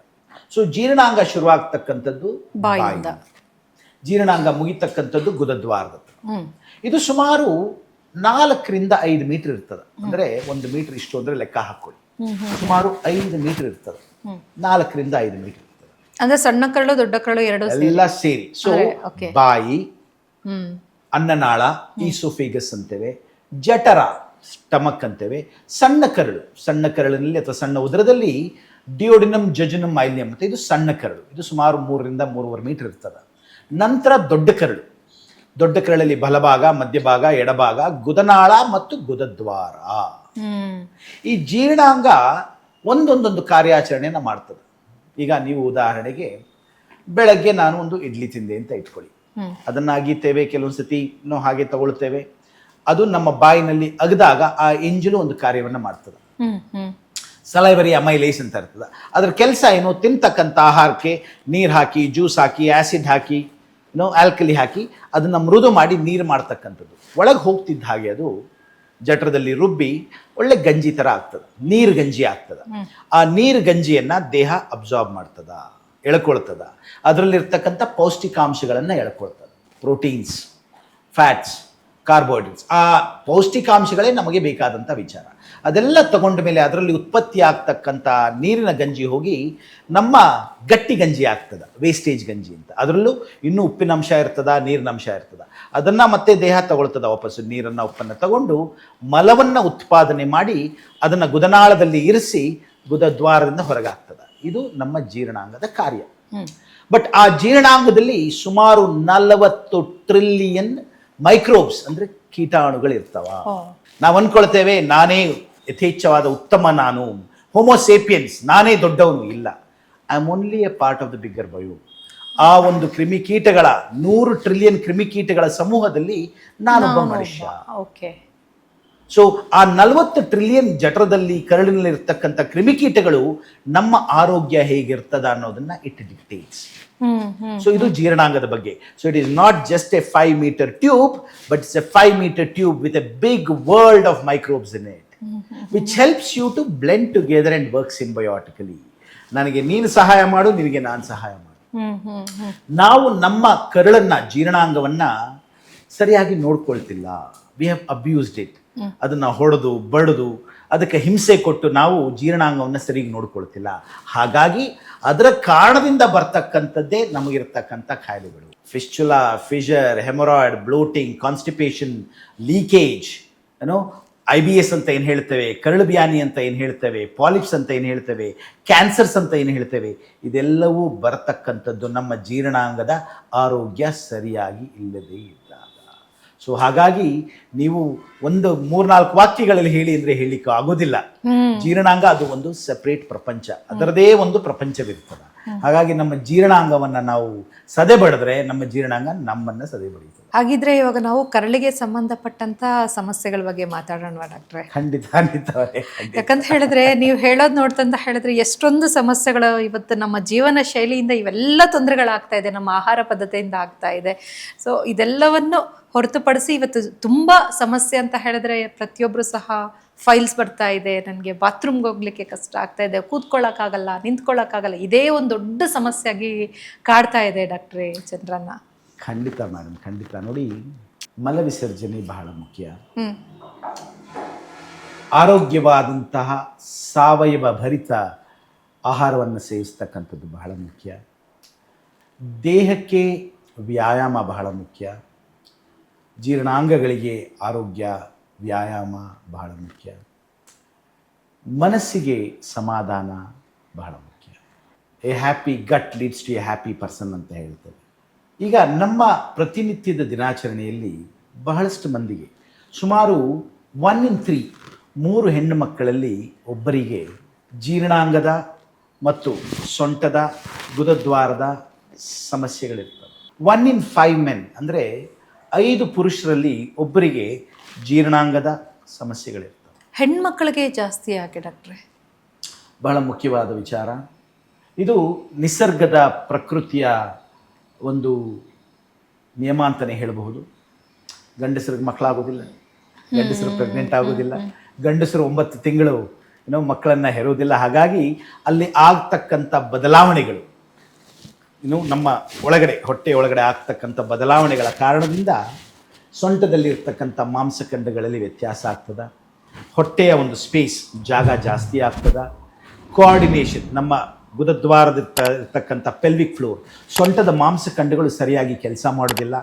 ಮತ್ತು ಹಾರ್ಮೋನ್ಸ್ ನಮ್ಮ ಪ್ರೆಗ್ನೆನ್ಸಿಯಲ್ಲಿ ಅಥವಾ ಪ್ರೆಗ್ನೆಂಟ್ ಆದಾಗ ಗರ್ಭಿಣಿ ಆದಾಗ ಇರ್ತಕ್ಕಂಥ ರಸಾಯನಗಳು ಹಾರ್ಮೋನ್ಸ್ ಪ್ರೊಜೆಸ್ಟರಾನ್ ಇದು ಬಹಳ ವ್ಯತ್ಯಾಸಗಳಿಗೆ ಕಾರಣವಾಗ್ತದೆ. ಹಾಗಾಗಿ ಸ್ತ್ರೀಯರಲ್ಲಿ ಹೆಣ್ಣು ಮಕ್ಕಳಲ್ಲಿ ಈ ಜೀರ್ಣಾಂಗಕ್ಕೆ ಸಂಬಂಧಪಟ್ಟ ಸಮಸ್ಯೆಗಳು ಮತ್ತು ಗುದದ್ವಾರಕ್ಕೆ ಸಂಬಂಧಪಟ್ಟ ಸಮಸ್ಯೆಗಳು ಸೊಂಟದ ಮಾಂಸಖಂಡಗಳಿಗೆ ಸಂಬಂಧಪಟ್ಟ ಸಮಸ್ಯೆಗಳು ಹೆಚ್ಚಾಗಿರ್ತವೆ. ಸಾಹೇಬ್ರೆ, ಪ್ರೆಗ್ನೆನ್ಸಿ ನಂತರ ನಾನು ಗರ್ಭಿಣಿಯಾದ ನಂತರ ಹೆರಿಗೆ ಆದ ನಂತರ ಸಂಡಾಸ್ ಮಾಡಲಿಕ್ಕಾಗಲ್ಲ, ಮುಕ್ಕಬೇಕಾಗ್ತದ, ಹೊಟ್ಟೆ ಉಬ್ರ ಬರ್ತದ, ಹೋಗಿ ಬಂದಮೇಲೆ ಮತ್ತೆ ಹೋಗಬೇಕು ಅನ್ನಿಸ್ತದ, ಸಂಡಾಸು ಸ್ವಲ್ಪ ಬರ್ತದ, ಹೋಗುವಾಗ ಸ್ವಲ್ಪ ರಕ್ತಸ್ರಾವವಾಗ್ತದ, ಗುದದ್ವಾರದಲ್ಲಿ ಮಲವಿಸರ್ಜನೆಯಲ್ಲಿ ರಕ್ತ ಬರ್ತದ, ಯಥೇಚ್ಛವಾಗಿ ಗಾಳಿ ಹೋಗಬೇಕು ಅನ್ನಿಸ್ತದ, ಹೋಗ್ತದ, ನನಗೆ ಮಾನಸಿಕವಾಗಿ ಸಂತೋಷನೇ ಇಲ್ಲ, ಕಡಿಮೆ ಇಲ್ಲ, ನಾನು ಮಲವಿಸರ್ಜನೆ ಮಾಡಿದ್ರೆ ಸ್ವಲ್ಪ ಚಂದ ಅನ್ನಿಸ್ತದ, ನನಗೆ ದೇಹದಲ್ಲಿ ರಕ್ತದ ಅಂಶ ಕಡಿಮೆ ಆಗದ, ಹೀಗೆ ಹಲವಾರು ಸಮಸ್ಯೆಗಳು ಲಕ್ಷಣಗಳು ನಮ್ಮ ಜೀರ್ಣಾಂಗದಿಂದ ಬರ್ತವೆ. ಅದರಲ್ಲಿ ಇನ್ನೊಂದು ಸಮಸ್ಯೆ ಡಾಕ್ಟ್ರೆ, ವಯಸ್ಸಾದವರಲ್ಲಿ ಯೂರಿನ್ ಪಾಸ್ ಮಾಡುವಂಥ ಸ್ಥಳದಲ್ಲೇ ಸಹ ಮೋಷನ್ ಪಾಸ್ ಆಗುತ್ತೆ ಅನ್ನೋ ಒಂದು ಸಮಸ್ಯೆ ಕೂಡ ಕೇಳ್ಪಡ್ತೇವೆ ನಾವು. ಇದನ್ನು ನಾವು ರೆಕ್ಟೋ ವೆಜೈನಲ್ ಫಿಸ್ಚುಲಾ ಅಥವಾ ರೆಕ್ಟೋ ಯುರೇಥ್ರಲ್ ಫಿಸ್ಚುಲಾ ಅಂತ ಹೇಳ್ತೇವೆ. ಇದು ಹೆಣ್ಣು ಮಕ್ಕಳಲ್ಲಿ ಬಹಳ ದೊಡ್ಡದಾದಂಥ ಒಂದು ಸಮಸ್ಯೆ. ಇದಕ್ಕೆ ಕಾರಣ ಹೆರಿಗೆ ಆಗ್ತಕ್ಕಂಥ ಸಮಯದಲ್ಲಿ ಮಗು ಹೊರಗಡೆ ಬರ್ತಿದ್ದಾಗ ಆ ಜನನದ ಒಂದು ದಾರಿಯಲ್ಲಿ ಬರ್ತ್ ಪ್ಯಾಸೇಜ್ ಏನಿರ್ತದ ವೆಜೈನ ಅದ ಹರಿದಾಗ when it is torn it connects with the rectum, ಅಂದರೆ ಗುದನಾಳಕ್ಕೆ ಸಂಬಂಧವಾಗ್ತದ, ಅಲ್ಲಿ ಒಂದು ನಾಲಿ ಆಗ್ತದ. ಅದನ್ನ ಹೆಣ್ಮಕ್ಳು ಹೇಳ್ಕೊಳ್ಳಿಕ್ಕೆ ಅವ್ರಿಗೆ ಬಹಳ ಮುಜುಗರವಾಗ್ತದ, ಅದನ್ನ ಹೇಳ್ಕೊಳ್ಳೋದಿಲ್ಲ. ಸೊ ಅದನ್ನ ಸರಿಪಡಿಸ್ತಕ್ಕಂಥದ್ದು it is one of our specialities. ಹಾಗಾಗಿ ಇದನ್ನ ಫಿಸ್ಚುಲಾ ಅಂತ ಹೇಳ್ತೇವೆ. ಇದು ಹೆರಿಗೆ ಆದ್ಮೇಲೆ ಆಗ್ತದ. ಅದು ಎಪ್ಸಿಯಾಟಮಿ, ಆ ಒಂದು ದ್ವಾರವನ್ನು ದೊಡ್ಡದು ಮಾಡೋ ಒಂದು ಪರಿಸ್ಥಿತಿಯಲ್ಲಿ ಕಟ್ ಮಾಡಿದಾಗ ಆಗ್ತದ. ಕೆಲಸ ಬರ್ಸ್ಟ್, ಮಗು ಬಹಳ ಫೋರ್ಸ್ಫುಲ್ ಆಗಿ ಬಹಳ ಒತ್ತಡದಿಂದ ಹೊರಗೆ ಬಂದಾಗ ಕೆಳಗಿರ್ತಕ್ಕಂಥ ಪೆಲ್ವಿಕ್ ಫ್ಲೋರ್ ಹರಿದಾಗ ಆಗ್ತಕ್ಕಂಥ ಒಂದು ಕಮ್ಯುನಿಕೇಶನ್ ರಂಧ್ರಕ್ಕೆ ಫಿಸ್ಚುಲಾ ಅಂತ ಹೇಳ್ತೇವೆ. ಇದನ್ನೆಲ್ಲ ಬಹಳಷ್ಟು ಹೆಣ್ಣು ಮಕ್ಕಳು ಹೇಳ್ಕೊಳ್ಳೋದಿಲ್ಲ, ಅದೇ ನೋವಿನಲ್ಲಿ ನರಳುತ್ತಿರ್ತಾರೆ. ಆ ಒಂದು ಸಮಸ್ಯೆಗಳನ್ನು ನೋಡ್ಕೊಳ್ತಕ್ಕಂಥದ್ದು ನಮ್ಮ ಜವಾಬ್ದಾರಿ. ಮೂಲವ್ಯಾಧಿ ವಿಚ್ ಇಸ್ ಹೆಮರಾಯ್ಡ್ಸ್, ಅದು ಕೂಡ ಬಹಳ ತೊಂದರೆ ಆಗ್ತಕ್ಕಂಥದ್ದು. ಬಹಳಷ್ಟು ಮಂದಿಗೆ ಅದಕ್ಕೆ ಶಸ್ತ್ರಚಿಕಿತ್ಸೆ ಬೇಕಾಗೋದಿಲ್ಲ. They don't need an operation for haemorrhoids in the bulk majority. Fissures ಅಂದ್ರೆ ತುಟಿ ಹೊಡಿತಕ್ಕಂಥದ್ದು. Fistula is a surgical problem, ಅದಕ್ಕೆ ಶಸ್ತ್ರಚಿಕಿತ್ಸೆ ಬೇಕೇ ಬೇಕಾಗ್ತದ. ಬಹಳಷ್ಟು ಸಾರಿ ಫಿಷರ್ಸ್ಗೆ ಮತ್ತು ಹೆಮರಾಯ್ಡ್ಸ್ಗೆ ಶಸ್ತ್ರಚಿಕಿತ್ಸೆ ಬೇಕಾಗುವುದಿಲ್ಲ. ಜೊತೆಗೆ ಆ ಒಂದು ದ್ವಾರವನ್ನು ಸರಿಯಾದ ಸಮಯಕ್ಕೆ ತೆರೀತಕ್ಕಂಥದ್ದು, ಮುಚ್ಚತಕ್ಕಂಥದ್ದು, ಕೋಆರ್ಡಿನೇಷನ್ ಇರುವುದಿಲ್ಲ ಬಹಳಷ್ಟು ಹೆಣ್ಣು ಮಕ್ಕಳಿಗೂ ಮತ್ತು ಗಂಡು ಮಕ್ಕಳಿಗೆ. ಇದು ಬಹಳಷ್ಟು ಸಾರಿ ನಮ್ಮ ಒಂದು ಎವಲ್ಯೂಷನ್ ಅಥವಾ ನಮ್ಮ ಒಂದು ಸಿವಿಲೈಸೇಷನ್ ಅದರಿಂದ ಆಗ್ತಿರ್ತಕ್ಕಂಥ ತೊಂದರೆಗಳಿದು. We call this as problem of civilisation. ನಮ್ಮ ಒಂದು ಬೆಳವಣಿಗೆ ಏನಿದೆ ಅದರಿಂದ ಆಗ್ತಕ್ಕಂಥ ತೊಂದರೆಗಳು. ಉದಾಹರಣೆಗೆ, ತಾವು ತಿಂತಕ್ಕಂಥ ಆಹಾರದಲ್ಲಿ ವ್ಯತ್ಯಾಸ ಆಗಿದೆ, ಸೊಪ್ಪು ತರಕಾರಿ ತಿನ್ನೋದು ಕಡಿಮೆ ಆಗಿದೆ, ಕುಡಿತಕ್ಕಂಥ ನೀರು ಕಡಿಮೆ ಆಗಿದೆ, ನಮ್ಮ ಒಂದು ದಿನಚರಿ ಬದಲಾವಣೆ ಆಗಿದೆ. ಡೇ ಟೈಮ್ ಬಿಟ್ಬಿಟ್ಟು ನೈಟ್ ಶಿಫ್ಟ್ ಮಾಡ್ತೇವೆ, ಶಿಫ್ಟ್ ವರ್ಕಿಂಗ್ ಹೋಗ್ತೇವೆ. ಎಲ್ಲ ಒಂದು ಕಾರ್ಯಾಚರಣೆಯಲ್ಲಿ ಬದಲಾವಣೆ ಆಗಿದೆ. ಸ್ಟ್ರೆಸ್ ಜಾಸ್ತಿ ಆಗಿದೆ. ಮತ್ತು ಬಹಳ ಮುಖ್ಯವಾಗಿ ನಮ್ಮ ಮಲವಿಸರ್ಜನೆ ಮಾಡ್ತಕ್ಕಂಥ ಒಂದು ಪ್ರಕ್ರಿಯೆ, ದ ಟಾಯ್ಲೆಟಿಂಗ್ ಹೆಸ್ ಚೇಂಜ್ಡ್. ಭಾರತೀಯ ಶೈಲಿಯ ಶೌಚಾಲಯದಿಂದ ಪಾಶ್ಚಿಮಾತ್ಯ ಶೈಲಿಯ ಶೌಚಾಲಯವನ್ನು ಅಳವಡಿಸ್ಕೊಂಡಿದ್ದೇವೆ. ಅದರಿಂದ ಬರ್ತಕ್ಕಂಥ ತೊಂದರೆ ಏನಪ್ಪ ಅಂತ ಹೇಳಿದ್ರೆ, ಪಾಶ್ಚಿಮಾತ್ಯ ಶೈಲಿಯ ಶೌಚಾಲಯದಲ್ಲಿ ಹೀಗೆ ಕೂತಾಗ ಅದು ನಮ್ಮ ಗುದದ್ವಾರವನ್ನ ಬಿಗಿ ಹಿಡಿತದ. It locks the back passage. ಹಾಗಾಗಿ ನೀವು ಕದ ಹಾಕಿ ಕದವನ್ನು ತಳ್ತಾ ಇದ್ರೆ ಏನಾಗ್ತದ, ಕದ ಡ್ಯಾಮೇಜ್ ಆಗ್ತದೆ. ಹೌದು ಹೌದು. This is the simple analogy. ಹಾಗಾಗಿ ನಾವು ಬಹಳಷ್ಟು ಒತ್ತಡ ಹೇರ್ತಿದ್ರೆ ಹೊಟ್ಟೆ ಮೇಲೆ, ದ್ವಾರದ ಮೇಲೆ ಬಹಳ ಒತ್ತಡ ಆಗಿ ಹೆಮರಾಯ್ಡ್ಸು, ಫಿಷರ್ಸು, ಫಿಸ್ಚುಲಾಸು, ಬ್ಲೋಟಿಂಗು, ಕಾನ್ಸ್ಟಿಪೇಷನು, ಲೀಕೇಜ್ ಇದೆಲ್ಲ ಬರ್ತಕ್ಕಂಥದ್ದು ನಮ್ಮ ಒಂದು ಜೀವನ ಶೈಲಿಯ ಬದಲಾವಣೆಯಿಂದ. ಇದನ್ನು ನಮ್ಮ ಭಾಷೆಯಲ್ಲಿ, ವೈದ್ಯಕೀಯ ಭಾಷೆಯಲ್ಲಿ ODS ಅಂತೇವೆ, ಅಬ್ಸ್ಟ್ರಕ್ಟಿವ್ ಡಿಫಿಕೇಶನ್ ಸಿಂಡ್ರೋಮ್ ಅಂತ ಹೇಳ್ತೇವೆ. ನಾವು ಅದನ್ನ ಬೆಂಗಳೂರು ಬಂಪ್ಸ್ ಅಂತ ಹೇಳ್ತೇವೆ. ಅಂದ್ರೆ ಬಹಳಷ್ಟು ಮಂದಿ ಬೆಂಗಳೂರು ಬರೋರಿಗೆ ಪ್ರಾಬ್ಲಮ್ ಬರ್ತದೆ. ಕಾರಣ ಏನು ಅಂದ್ರೆ, ಹಳ್ಳಿ ಜೀವನದಿಂದ ಪಟ್ಟಣದ ಜೀವನವನ್ನು ಅಳವಡಿಸ್ಕೊಂಡಿದ್ದಾರೆ. ಸೊಪ್ಪು ತರಕಾರಿ ಬಿಟ್ಟು ಪಿಜ್ಜಾ ಬರ್ಗರ್ ತಿಂತಿದ್ದಾರೆ, ನೀರ್ ಬಿಟ್ಟು ಕೋಕು ಲಿಮ್ಕಾ ಕುಡಿತಿದ್ದಾರೆ, ಸ್ಟ್ರೆಸ್ ಇಲ್ಲದೆ ಬಂದು ಸ್ಟ್ರೆಸ್ ತಗೊಂಡಿದ್ದಾರೆ, ಇಂಡಿಯನ್ ಟಾಯ್ಲೆಟ್ ಇಂದ ಬಂದು ವೆಸ್ಟರ್ನ್ ಟಾಯ್ಲೆಟ್ ನಲ್ಲಿ ಕೂತಾರೆ, ದೈಹಿಕ ಕೆಲಸ ಬಿಟ್ಟು ಕಂಪ್ಯೂಟರ್ ಕೆಲಸ ಮಾಡ್ತಾರೆ. ಸೊ ಇದೆಲ್ಲ ಆಗೋದ್ರಿಂದ ಜಠರದ ಪ್ರಾಬ್ಲಮ್ಸ್ ಬಹಳ ಬರ್ತದ, ಜಠರ ಮತ್ತು ಕಳಿಂದು. ಅದಕ್ಕೆ ನಾವು ಇದನ್ನ ಬ್ಯಾಂಗ್ಳೂರ್ ಬಮ್ಸ್ ಅಂತೆ ಅರ್ಥ ಆಯ್ತಾ? ಸೊ ಹಾಗಾಗಿ ಬಹಳಷ್ಟು ವಿಚಾರಗಳಿದೆ. Prevention is the best modality. ನೀವೇನು ಮಾಡ್ತಾ ಇದ್ದೀರಾ ಈಗ ಸುಮನ್ ಟಿವಿ ಅವರು, ನೀವು ಇದರ ಬಗ್ಗೆ ಒಂದು ತಿಳುವಳಿಕೆಯನ್ನು ಮೂಡಿಸ್ತಾ ಇದ್ದೀರಾ, ಅರಿವನ್ನು ಮೂಡಿಸ್ತಾ ಇದ್ದೀರಾ. ಹಾಗಾಗಿ ಈ ತಿಳುವಳಿಕೆಯನ್ನು ಮೂಡಿಸ್ತಕ್ಕಂಥದ್ದೇ ದೊಡ್ಡ ಸೇವೆ. Prevention is better than cure and awareness is the way to prevent. ಅಂದ್ರೆ ಇದನ್ನ ನಾವು ಬೇಗ ಕಂಡುಹಿಡಿಯೋದು ಹೇಗೆ? ಯಾಕಂದ್ರೆ ನಮ್ ಗಟ್ ಹೆಲ್ತ್ ಈಗ ನಮ್ಗೆ ತೊಂದರೆ ಆಗ್ತಾ ಇದೆ ಅಂತ ನಮ್ಗೆ ಹೆಂಗ್ ಗೊತ್ತಾಗುತ್ತೆ? ಹೇಗೆ ಕಂಡುಹಿಡಿಯೋದು? ಫಸ್ಟ್ ಸಿಂಪ್ಟಮ್ಸ್ ಅಂತ ಏನಾದರೂ ಇದೆಯಾ? ನೋಡಿಮ್ಮ, ಇದನ್ನ ಲಕ್ಷಣಗಳು ಅಂತ ಹೇಳಿ. ಈಗ ನಿಮ್ಮದೊಂದು ದಿನಚರಿ ಇರ್ತದೆ. ಏನಪ್ಪ ದಿನಚರಿ? ಬೆಳಗ್ಗೆ ಹೇಳ್ತೇನೆ, ನೀರು ಕುಡಿತೇನೆ, ಹಲ್ ತಿಕ್ತೇನೆ, ಸಂಡಾಸ್ ಮಾಡ್ತೇನೆ, ಸ್ನಾನಕ್ಕೆ ಹೋಗ್ತೇನೆ, ತಿಂಡಿ ಮಾಡ್ತೇನೆ, ಪೂಜೆ ಮಾಡ್ತೇನೆ, ಪೂಜೆ ಮಾಡಿ ತಿಂಡಿ ಮಾಡ್ತೇನೆ, ಕೆಲ್ಸಕ್ಕೆ ಹೋಗ್ತೇನೆ, ಮಧ್ಯಾಹ್ನ ತಿಂತೇನೆ, ಸಂಜೆ ಬರ್ತೇನೆ, ಸಂಸಾರಕ್ಕೆ ಸಮಯ ಕಳೀತಾನೆ, ಮಲ್ಕೊಳ್ತೇನೆ. ಇದು ಒಂದು ಸಾಮಾನ್ಯ ಮನುಷ್ಯನ ಒಂದು ದಿನಚರಿ. ಈ ದಿನಚರಿಯಲ್ಲಿ ತಮಗೆ ವ್ಯತ್ಯಾಸಗಳು ಕಂಡು ಬಂದಲ್ಲಿ, ಬೆಳಗ್ಗೆ ಹೋಗ್ತೀರಾ, ಸಂಡಾಸ್ ಮಾಡ್ಲಿಕ್ಕೆ ಆಗ್ತಾ ಇಲ್ಲ, ಹೊಟ್ಟೆ ಉಬ್ಬರ ಬರ್ತಾ ಇದೆ, ಮಲ ವಿಸರ್ಜನೆಯಲ್ಲಿ ರಕ್ತ ಹೋಗ್ತಾ ಇದೆ, ತುಂಬ ಸುಸ್ತಾಗ್ತಾ ಇದೆ, ಏನು ಮಾಡ್ಲಿಕ್ಕೆ ಮನಸ್ಸೇ ಬರ್ತಾ ಇಲ್ಲ, ಗುದದ್ವಾರದಲ್ಲಿ ನೋವಿದೆ, ಹೊಟ್ಟೆಯಲ್ಲಿ ನೋವಿದೆ, ಸ್ವಲ್ಪ ತಿಂದರೆ ಸಾಕಾಗ್ತದೆ. ಸೊ ನಮ್ಮ ದಿನಚರಿಯಲ್ಲಿ ಏನೇ ಬದಲಾವಣೆಗಳಾದರೂ ಅದನ್ನು ನಾವು ಲಕ್ಷಣಗಳು ಅಂತ ಹೇಳ್ತೇವೆ. ಅಂದರೆ ಆ ಲಕ್ಷಣಗಳು ಸ್ವಲ್ಪ ಮಟ್ಟಿಗಿರಬೇಕು, 4 ರಿಂದ 6 ವಾರ ಇರಬೇಕು. So a symptom is a manifestation which is not normal to oneself and which cannot be explained by reason ಅಂತ ಹೇಳ್ತೇವೆ. ಹಾಗಾಗಿ ಲಕ್ಷಣಗಳು ನಮ್ಮ ಒಂದು ದಿನಚರಿಗೆ ಸೀಮಿತವಾಗದೆ ಸೆಪ್ರೇಟ್ ಆಗಿರಬೇಕು ಮತ್ತು ಅದಕ್ಕೇನು ಕಾರಣ ಇಲ್ಲದೆ ಇರ್ಬೋದು. ನೀವು ನಿನ್ನೆ ಹೋಗ್ಬಿಟ್ಟು ಗಾಂಧಿ ಬಜಾರಲ್ಲಿ ರೋಟಿಗರಲ್ಲಿ ತಿಂದು ಬಂದು ಬೆಳಗ್ಗೆ ಮಲ ವಿಸರ್ಜನೆಯಲ್ಲಿ ತೊಂದರೆ ಆದರೆ ಅದು ಎಕ್ಸ್ಪ್ಲೇನಬಲ್. ಸಿಕ್ಕಾಪಟ್ಟೆ ಖಾರ ತಿಂದಿರಾ, ಸಿಕ್ಕಾಪಟ್ಟೆ ಊಟ ಮಾಡಿದಿರಾ, 4 ದಿನ ಟ್ರೈನಲ್ಲಿ ಟ್ರಾವೆಲ್ ಮಾಡಿದಿರಾ, ಟಾಯ್ಲೆಟ್ಗೆ ಹೋಗಿಲ್ಲ, ತೊಂದರೆ ಆಗೋದು ಸಹಜ. ಬಟ್ ಇದು ಯಾವುದೂ ಇಲ್ಲದೇ ಇದ್ದ ಪಕ್ಷದಲ್ಲಿ ಥೈರಾಯ್ಡ್ ಕರೆಕ್ಟ್ ಆಗಿದೆ, ಕ್ಯಾಲ್ಸಿಯಂ ಕರೆಕ್ಟ್ ಆಗಿದೆ, ದೇಹದಲ್ಲಿ ಎಲ್ಲ ರಸಾಯನಗಳು ಕರೆಕ್ಟ್ ಆಗಿದೆ, ಹಾಗಾಗಿಯೂ ಈ ಒಂದು ತೊಂದರೆ ಬಂದಿದೆ, ಸುಮಾರು 4-6 ವಾರಗಳಿಂದ ಇದೆ ಅಂದರೆ ಇದನ್ನ ಲಕ್ಷಣ ಅಂತೇವೆ. ಮಲ ವಿಸರ್ಜನೆಯಲ್ಲಿ ರಕ್ತ ಹೋಗೋದು ತಪ್ಪು, ಆಗಬಾರ್ದು, ಅದು ಲಕ್ಷಣ. ಮುಕ್ತಕ್ಕಂಥದ್ದು ತುಂಬಾ ಮುಕ್ಕಿ ರಕ್ತ ಬರೋದು ಅದು ಲಕ್ಷಣ. ಇದ್ದಕ್ಕಿದ್ದ ಹಾಗೆ ತೂಕ ಕಳ್ಕೊಳ್ಳೋದು ಅದು ಲಕ್ಷಣ. ದೇಹದಲ್ಲಿ ರಕ್ತಸ್ರಾವ ಬೇರೆ ಕಾರಣದಿಂದ ಆಗ್ತಿಲ್ಲ ಅಂಥೇಳಿ ರಕ್ತ ಕಡಿಮೆ ಆದರೆ ಅದು ಲಕ್ಷಣ. ಹೆಣ್ಣು ಮಕ್ಕಳಲ್ಲಿ ಮಾಸಿಕವಾಗಿ ರಕ್ತಸ್ರಾವ ಸಾಮಾನ್ಯ, ಅದಾಗ್ಯೂ ಇನ್ನೂ ಜಾಸ್ತಿ ರಕ್ತ ಹೋಗ್ತಾ ಇದೆ, ಮಲದಲ್ಲಿ ರಕ್ತ ಹೋಗ್ತಾ ಇದೆ, ಮೂತ್ರದಲ್ಲಿ ರಕ್ತ ಹೋಗ್ತಾ ಇದೆ, ನನ್ನ ರಕ್ತದ ಅಂಶ ಬಹಳ ಕಡಿಮೆ ಇದೆ, ಅನೀಮಿಯಾ ಇದೆ, ಇದು ಲಕ್ಷಣ. ಸೊ ಹಾಗಾಗಿ ನಿಮ್ಮ ಒಂದು ದೇಹದಲ್ಲಿ ಯಾವುದೇ ಒಂದು ಬದಲಾವಣೆ ಆಗ್ತಾ ಇದ್ದರೆ, ಆ ಬದಲಾವಣೆಗಳು 4 ರಿಂದ 6 ವಾರಗಳಿದ್ದರೆ, ಆ ಒಂದು ಬದಲಾವಣೆಗೆ ಒಂದು ಕಾರಣ ಇಲ್ಲದೆ ಇದ್ದ ಪಕ್ಷದಲ್ಲಿ ತಾವು ಒಬ್ಬ ವೈದ್ಯನನ್ನೇ ಹೋಗಿ ಕಾಣಬೇಕಾಗ್ತದ. ಇದನ್ನು ನಾವು ಲಕ್ಷಣ ಅಂತೇವೆ. ಲಕ್ಷಣ ಅಂದರೆ ಸಿಂಪ್ಟಮ್ ಅಂತ ಹೇಳ್ತೇವೆ. ಬಹಳ ಮುಖ್ಯ. ಕಾರಣ ಏನು ಅಂದರೆ ಎಸಿಂಪ್ಟಮ್ಯಾಟಿಕ್ ಅಂದರೆ ಲಕ್ಷಣಗಳಿಲ್ಲದೆ ಇದ್ದ ಪಕ್ಷದಲ್ಲಿ ಖಾಯಿಲೆಗಳು ಇರೋದು ಬಹಳ ಕಡಿಮೆ. ಈಗ ಉದಾಹರಣೆ ಕೊಡ್ತೇನೆ, ನಾನು ಕೋಲೋರೆಕ್ಟಲ್ ಸರ್ಜನ್ ಅಥವಾ ಕೋಲೋರೆಕ್ಟಲ್ ಸ್ಪೆಷಲಿಸ್ಟ್. 100,000 ಮಂದಿಯನ್ನು ಇಲ್ಲಿ ನೀವು ಹೊಸೂರು ರೋಡಲ್ಲಿ ಕರ್ಕೊಂಡು ಬಂದು ಎಲ್ಲರಿಗೂ ಪರೀಕ್ಷೆ ಮಾಡಿದ್ರೆ ಸುಮಾರು 5 ರಿಂದ 7 ಕ್ಯಾನ್ಸರ್ ಪತ್ತೆ ಆಗ್ತದೆ. 100,000 ಮಂದಿ, 100,000 ಮಂದಿ ಬಹಳ ಮಂದಿ. ಅದು ಅಲ್ಲಿ ಅವ್ರಿಗೆ ಕ್ಯಾನ್ಸರ್ ಪತ್ತೆ ಆಗೋದು ಸುಮಾರು 7 ರಿಂದ 8 ಜನಕ್ಕೆ ಆಗ್ಬೋದು, ಅಥವಾ 6 ರಿಂದ 8 ಆಗ್ಬೋದು, ಬಹಳ ಇಲ್ಲ. ಅದೇ ನೀವು ಲಕ್ಷಣಗಳುಳ್ಳಂತಹ 100 ಮಂದಿಯನ್ನ ಕರ್ಕೊಂಡು, ಲಕ್ಷಣಗಳು ಗುದದ್ವಾರದಲ್ಲಿ ರಕ್ತಸ್ರಾವ, ಗುದದ್ವಾರದಲ್ಲಿ ಗ್ರಂಥಿ, ತೂಕ ಕಡಿಮೆ ಆಗಿದೆ, ನನ್ನ ಮಲ ವಿಸರ್ಜನೆಯಲ್ಲಿ ವ್ಯತ್ಯಾಸ ಆಗಿದೆ, ಮುಂಚೆ ಒಮ್ಮೆ ಹೋಗ್ತಿದ್ದವನು ಈಗ 4 ಬಾರಿ ಹೋಗ್ತೇನೆ. ಸೊ ಹೀಗೆ ಕೆಲವು ಲಕ್ಷಣಗಳಿರ್ತಾವ.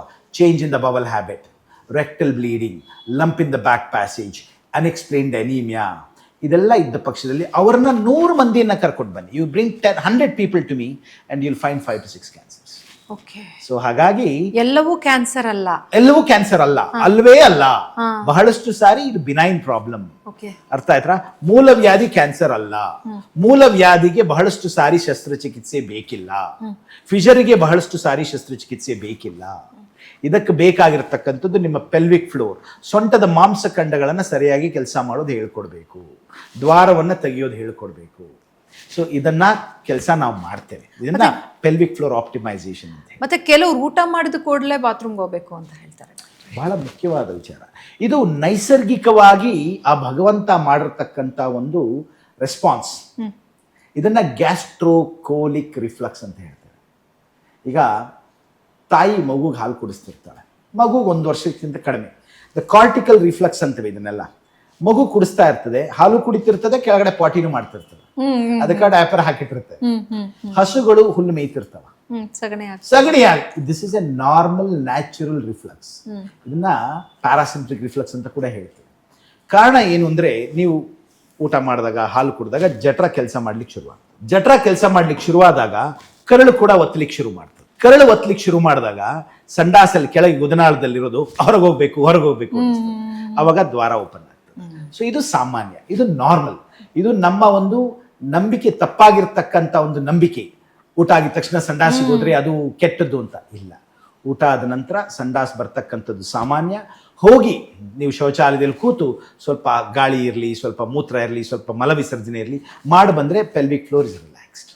ಮತ್ತೆ ಒಂದು ದಿನದಲ್ಲಿ 5-6 ಬಾರಿ ಹೋದ್ರೆ ಹಾಗಂತಿದ್ದಾಗ ಅದಕ್ಕೆ ಬೇರೆ ಕಾರಣಗಳಿರ್ಬೋದು. ಅದಕ್ಕ ನಾವು ಪರೀಕ್ಷೆ ಮಾಡ್ತೇವೆ. ಏನು ಪರೀಕ್ಷೆ ಮಾಡ್ತೇವೆ? ಮೊದಲಿಗೆ ಇತಿಹಾಸವನ್ನು ತೆಗೆದುಕೊಳ್ತಕ್ಕಂಥದ್ದು. History is very important. History ಇಲ್ಲ ಅಂದರೆ ನೀವು ಒಬ್ಬ ವೈದ್ಯನನ್ನೇ ನೋಡಬಾರ್ದು, ಕೂತು ಮಾತಾಡಬೇಕು. ಅದರಲ್ಲಿ we differentiate wood from gold ಅಥವಾ ಡಸ್ಟ್ ಫ್ರಮ್ ಗೋಲ್ಡ್ ಅಂತ ಹೇಳ್ತೇವೆ. ಅಂದರೆ ಬಹಳ ಮುಖ್ಯವಾದ ಅಂಶಗಳನ್ನು ನಾವು ಇತಿಹಾಸದಲ್ಲಿ ತಗೊಳ್ತೇವೆ. ಮಲ ವಿಸರ್ಜನೆಯಲ್ಲಿ ರಕ್ತ ಹೋಗ್ತಾ ಇದೆಯಾ, ಹೋಗ್ತಿದ್ರೆ ಮಲದಲ್ಲಿ ಮಿಕ್ಸ್ ಆಗಿದೆಯಾ, ನೋವಿದೆಯಾ, ನೋವಿಲ್ಲದೆ ಇದೆಯಾ, ನಿಮ್ಮ ವಯಸ್ಸೆಷ್ಟು, ನಿಮ್ಮ ಸಂಸಾರದಲ್ಲಿ ಕ್ಯಾನ್ಸರ್, ಹೀಗೆ ಇತಿಹಾಸ ಬಹಳ ಮುಖ್ಯ. ಇತಿಹಾಸದ ನಂತರ ಪರೀಕ್ಷೆ ಮಾಡ್ತೇವೆ. ಹೊಟ್ಟೆ ಪರೀಕ್ಷೆ ಮಾಡ್ತೇವೆ, ಕಣ್ಣು ಪರೀಕ್ಷೆ ಮಾಡ್ತೇವೆ, ಗುದದ್ವಾರದ ಪರೀಕ್ಷೆ ಮಾಡ್ತೇವೆ ಬೆರಳಿನಲ್ಲಿ. ಇದೆಲ್ಲ ಆದ ನಂತರ ಸಾಮಾನ್ಯವಾಗಿ ಈ ರೀತಿ ಲಕ್ಷಣಗಳಿದ್ದ ಪಕ್ಷದಲ್ಲಿ ಒಂದು ಕೊಲೊನಾಸ್ಕೋಪಿ ಅಂತ ಮಾಡ್ತೇವೆ.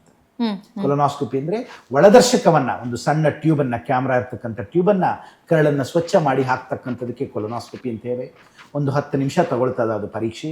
ಆ ಪರೀಕ್ಷೆ ಮಾಡಿದಾಗ ಒಳಗಡೆ ಎಲ್ಲ ಕೊಠಡಿ ಸ್ವಚ್ಛವಾಗಿದೆ, ಕರಳು ಸ್ವಚ್ಛವಾಗಿದೆ, ದುರ್ಮಾಂಸ ಇಲ್ಲ, ಕ್ಯಾನ್ಸರ್ ಇಲ್ಲ, ಪಾಲಿಪ್ ಇಲ್ಲ, ಬ್ಯಾನಿ ಇಲ್ಲ, ಫಿಷರ್ ಇಲ್ಲ, ಹೆಮರಾಯ್ಡ್ ಇಲ್ಲ, ಇದನ್ನೆಲ್ಲ ತಿಳ್ಕೊಳ್ತೇವೆ. ಅದಾದ ನಂತರ ಯಾವ ಒಂದು ಸಮಸ್ಯೆ ಅಂತ ಪರಿಹಾರ ಆಗ್ತದ, ಪರಿಗಣಿತವಾಗ್ತದ, ಅದಕ್ಕೆ ಪರಿಹಾರ ಕೊಡ್ತಕ್ಕಂಥ ವ್ಯವಸ್ಥೆಯನ್ನ ಮಾಡ್ತೇವೆ ನಾವು. ಸೊ ಹಾಗಾಗಿ history, examination, diagnostics and then you treat people.